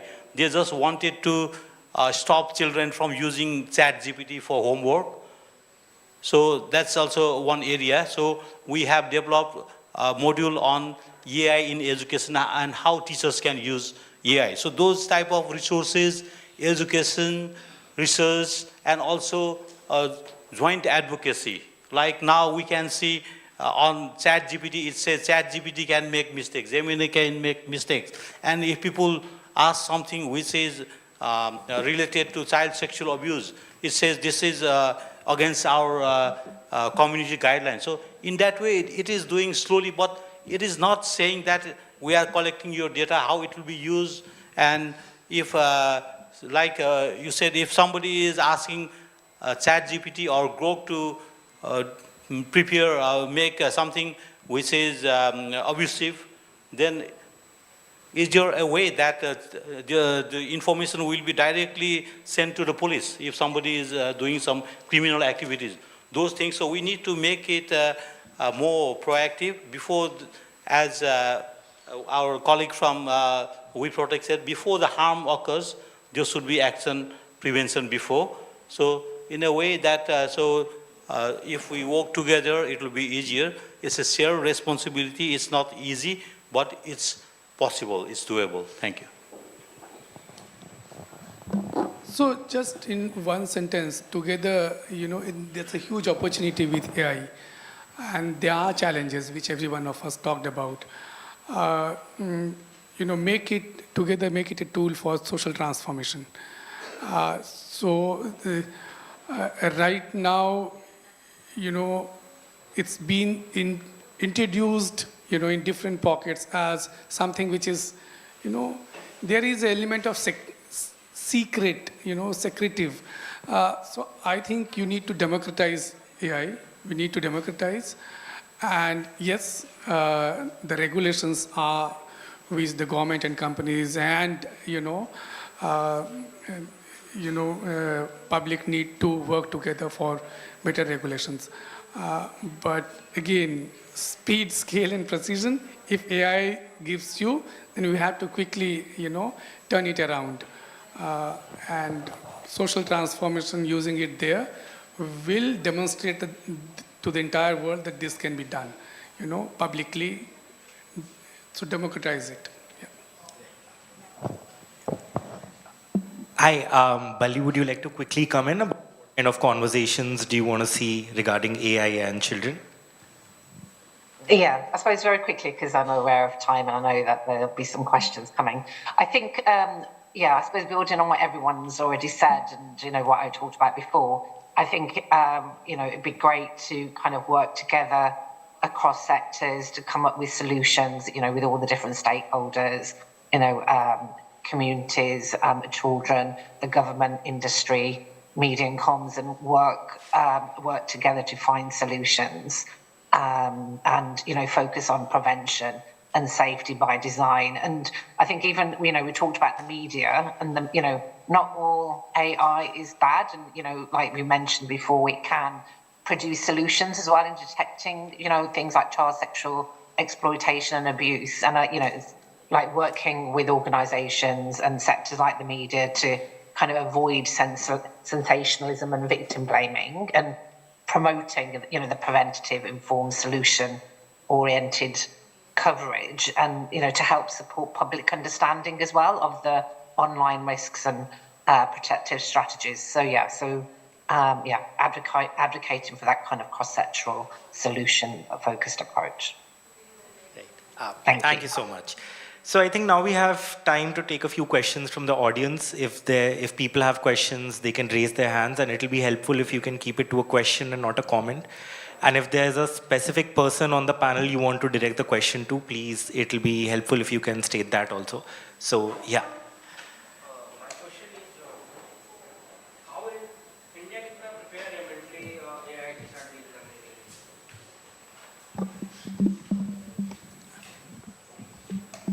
My name is Rahul. मेरे आपसे question है, India कितना mentally prepare है AI के साथ deal करने के लिए, और जो बुरे कंटेंट होते हैं बहुत तेज़ी के साथ फ्लो करते हैं, तो एक कैपिटलिज्म का एक उनका साइड होता है, डार्क कैपिटलिज्म का, कि बुरे कंटेंट को फैला के ज़्यादा पैसा अर्न करने, उसके साथ कैसे डील करेंगे? आई थिंक इंडिया कितना प्रिपेयर्ड है एआई से डील करने के लिए. आई थिंक इंडिया एक बहुत यंग कंट्री है, राइट? तो अगर हम डील करें या ना करें, एआई अडॉप्शन तो हो ही रहा है. अगर हम में से कोई भी अपना कोई काम ना करे तो एआई अडॉप्शन तब भी हो जाएगा, बिकॉज लोग यंग हैं, उनको टेक्नोलॉजी जनरली यंग लोग ज़्यादा वो होते हैं, तो वो आएंगे प्लेटफॉर्म्स पे. I think government of India बहुत ज़्यादा, I mean we are hosting this AI impact summit, उसी का ये प्री समिट इवेंट है. I think we have a government which is very pro tech, pro innovation. We realise कि हमारा देश इतना बड़ा है, अगर हमें सब लोगों तक पहुंचना है तो टेक्नोलॉजी एक बहुत इम्पॉर्टेंट रोल प्ले करता है. तो उस हद तक आई थिंक इंडिया बहुत यूनिकली पोजिशन्ड है. प्लस हमारा अपना टेक इकोसिस्टम बहुत ज़्यादा है, जो कि इस टेक्नोलॉजी को यूज़ करके बेटर सर्विसेज दे सकता है, लोग अपनी लाइफ बेटर करने के लिए यूज़ कर सकते हैं, etcetera. I think what we are worried about as a country obviously ये है कि जो भी ये AI मॉडल्स बने हैं उसमें से इंडिया में से अभी तक कुछ बने हैं सर्वम AI वगैरह, बट उनके इतना अडॉप्शन नहीं है. जो भी AI टूल्स के अडॉप्शन ज़्यादा है, वो मोस्टली अमेरिकन कंपनीज़ हैं. तो आई थिंक वो हम एक उस चीज़ पर बहुत काम कर रहे हैं, क्योंकि हमारे लैंग्वेजेस पे अगर AI ट्रेन होगा तो वो और ज़्यादा लोगों तक पहुंच पाएगा. भाषिनी भी सरकार ने एक स्टार्ट किया है और उस पर बहुत ज़्यादा काम हो रहा है एंड हम उस पर काम कर रहे हैं. सेकंड क्वेश्चन जो आपका था कि अगर जो एक कंटेंट होता है जो वायरल चला जाता है, अगर वो कुछ गलत कंटेंट होता है, तो आई थिंक वहाँ पर हमारा जो एक अगर आप IT एक्ट देखेंगे 2000 में वो बना था IT एक्ट, उसमें हमने धीरे धीरे करके एक प्रोएक्टिव ऑब्लिगेशंस अब प्लेटफॉर्म्स पर डाल दिया है कि अगर गवर्नमेंट कुछ भी फ्लैग करती है और आप उसे टेक डाउन नहीं करते तो आपको हम प्रोसिक्यूट कर सकते हैं. आप अपना इंटरमीडियरी लाइबिलिटी स्टेटस भी लूज कर सकते हैं. तो एक प्रिवेंशन की तरफ हम जा रहे हैं, जो पहले हम सिर्फ क्योर की तरफ जा रहे थे. तो आई थिंक वो धीरे धीरे हम धीरे धीरे वो सीख रहे हैं कि हम उसको कैसे प्लेटफॉर्म्स को और ज़्यादा प्रिवेंशन की तरफ भेज सकते हैं. Thank you.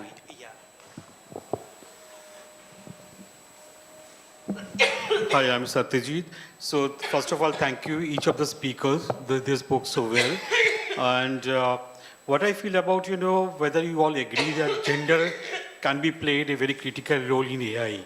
Because most of us, we know that in rural part as well as urban part, that for the smart education classes, a digital infrastructure for smart classroom is still lacking. So how does, gender can play a critical role in, completing the entered exercises of AI? And my second question, all of us are here, but below 18, none of us are here. So whether, children's voice can be heard, because it's a pre-summit, so whether children's charter of demands can be prepared and give it to the government of India, what exactly they are looking for AI components in future. Thank you. So just one question. Do you want to direct your question to any particular panelist? Okay. Does anyone want to volunteer? Or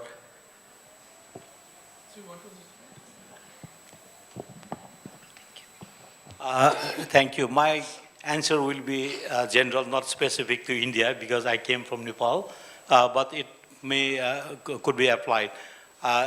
In terms of, I'm answering your second question about participation of children.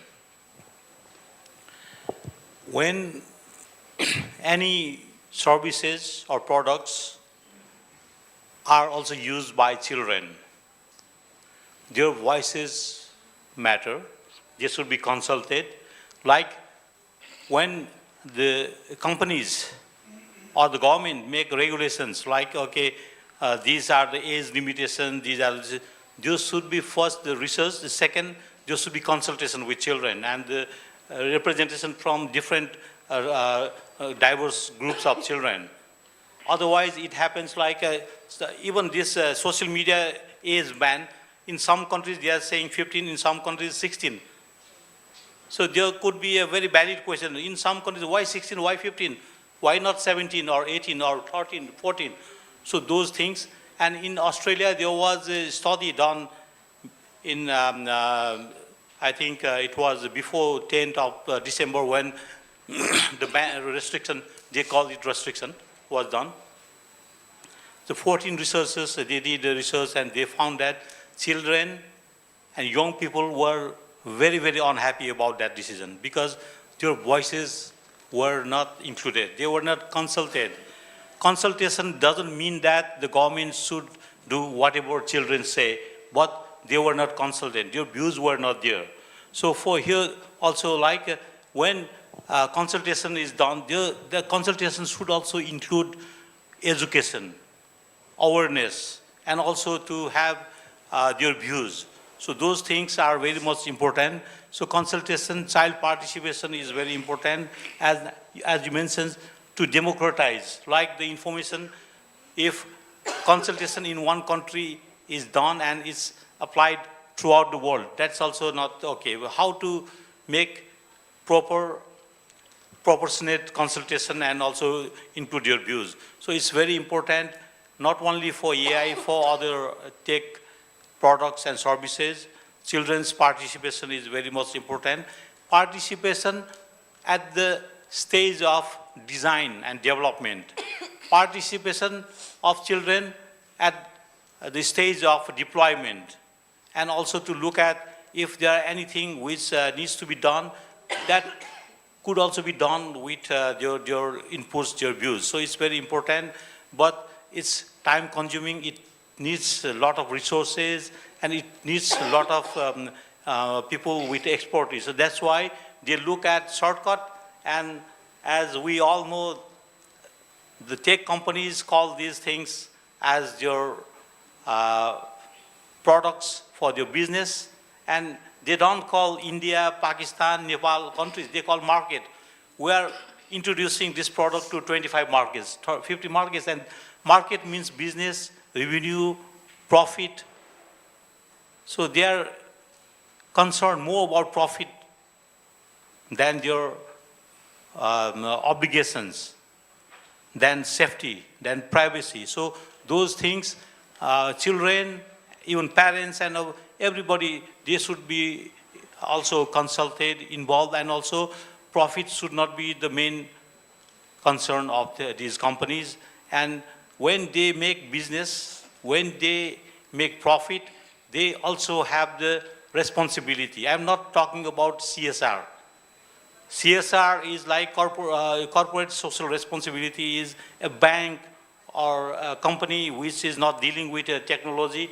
If they spend money on digital safety, that's CSR. But if Meta, Google, TikTok, they want to use their resources for digital safety, that is not CSR, that is their responsibility. They have to do that. If they cannot do that, they don't have any right to do business. If they have to do business, they have to spend money. So that's why those consultation, participation, all those things also should be coming from the funds from the tech companies and also from the government. Because why government? Because the government collects all the taxes, the resources, the power, everything. When the government has everything, they also have the responsibility and obligation. They cannot say that we don't have money or resources or we don't have the knowledge. They have to do that. Because the government is there to protect children, protect people, and also to ensure that people enjoy their rights. That's why it's not acceptable for the government and the tech companies to say that they don't have resources or they don't have priorities or plans. They have to do that, and they have to also consult and participate with other actors. Thank you. Can I just add something?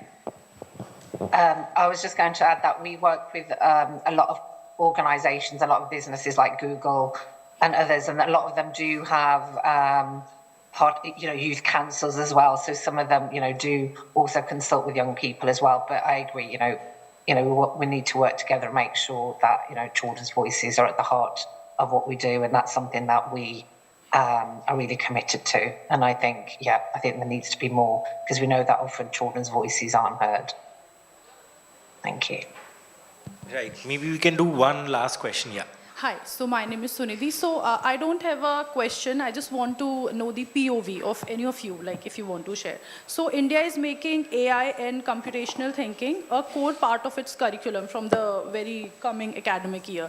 So how do you look at it, and how do you think it is gonna benefit the children and the parents, and as in general, how we are talking about AI? So yeah.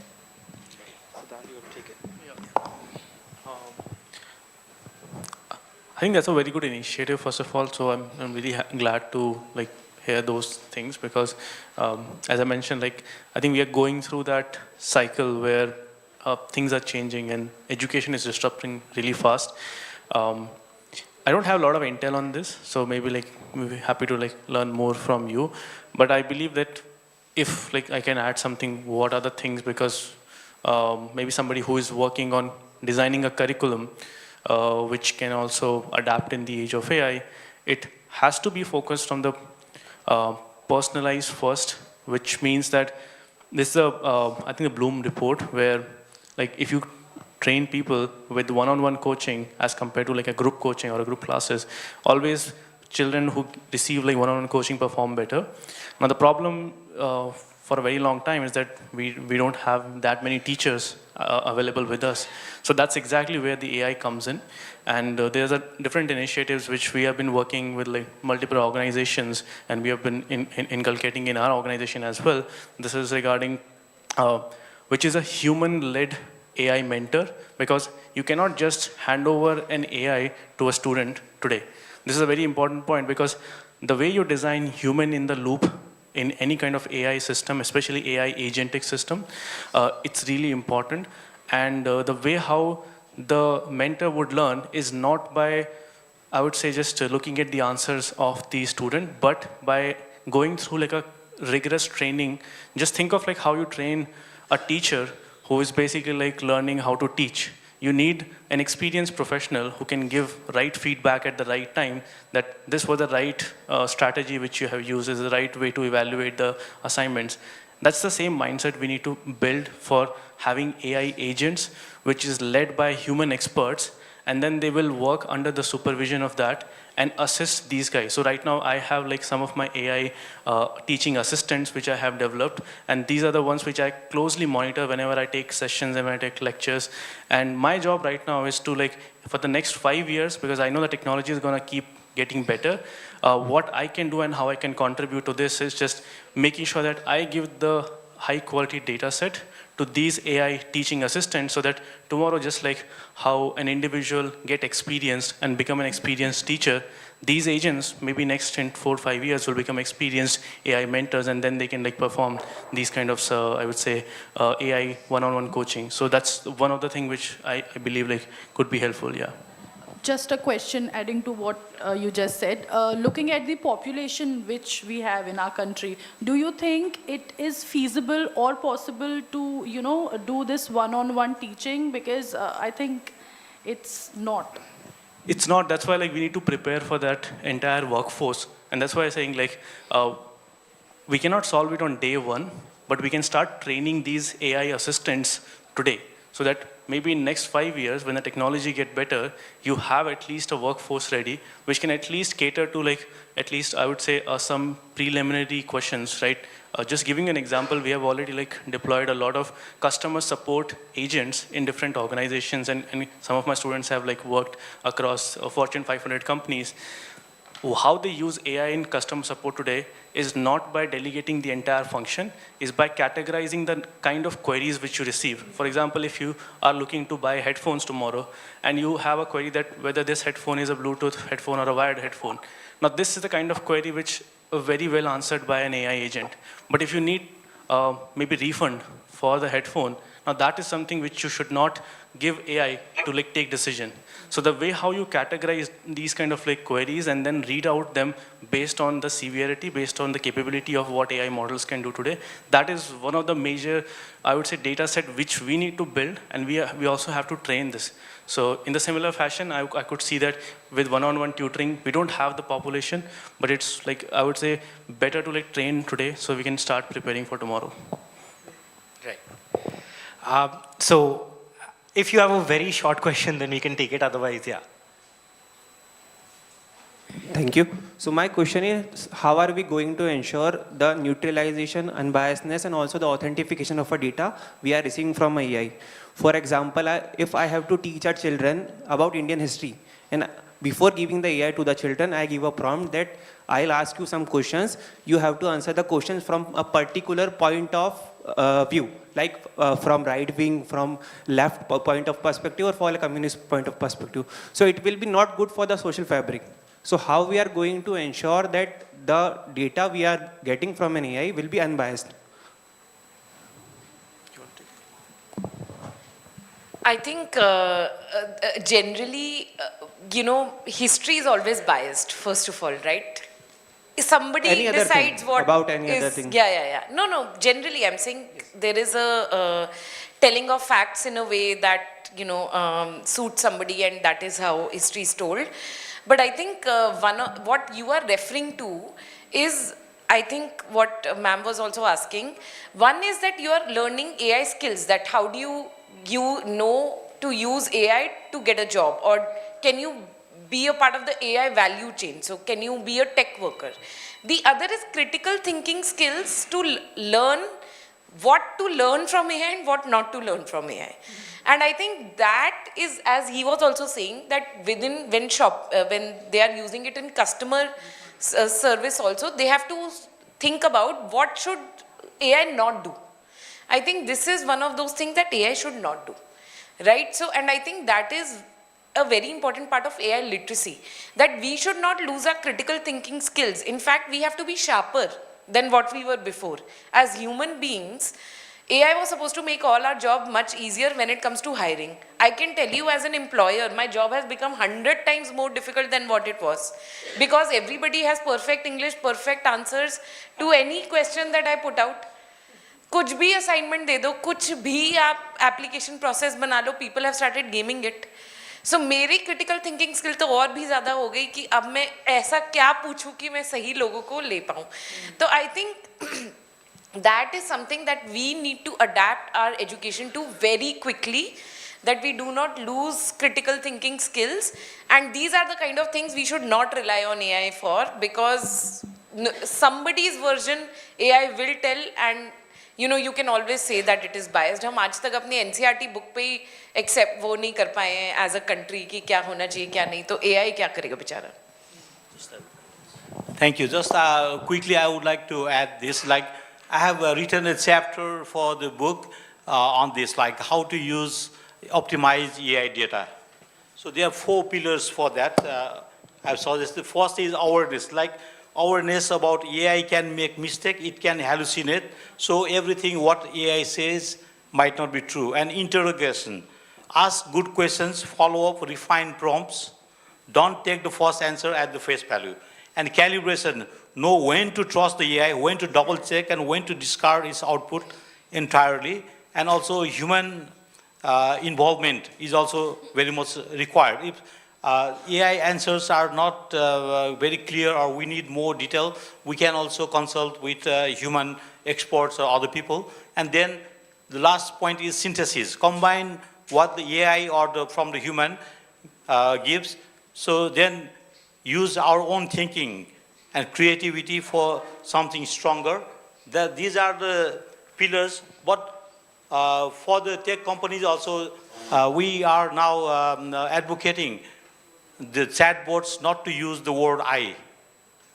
It's like a person. So that gives a false impression that it's a person. Then sometimes, like, how do you call big brother in Hindi, like Dada or something? In Nepali, it's called Dai. My name is Anil. Sometimes AI calls me Anil Dai. I'm not AI's brother.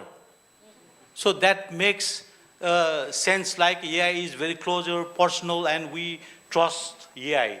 So AI should not pretend that it's a human. And also, it must limit its responses. Thank you. Thank you so much.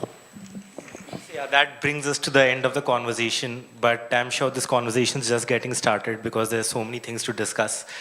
But I'd really like to thank all the panelists for coming here today and for answering like all these questions, and for the audience as well for getting through the talk and also like making it so much more engaging. So yeah, that's all from my end. Thank you so much.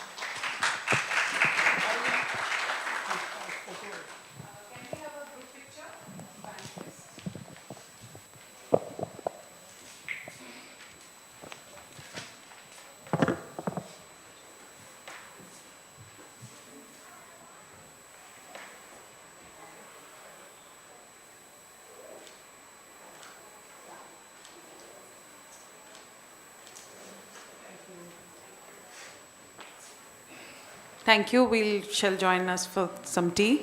Thank you.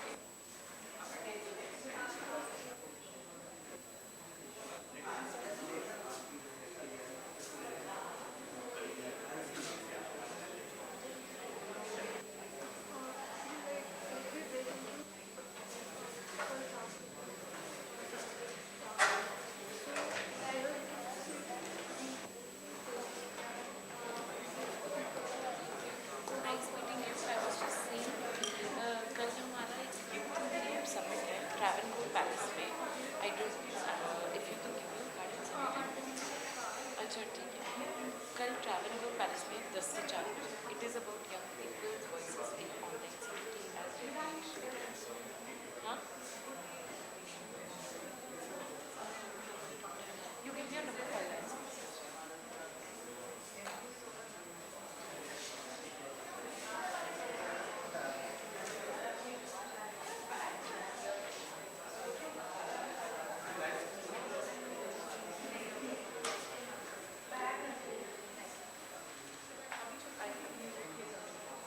Recording stopped.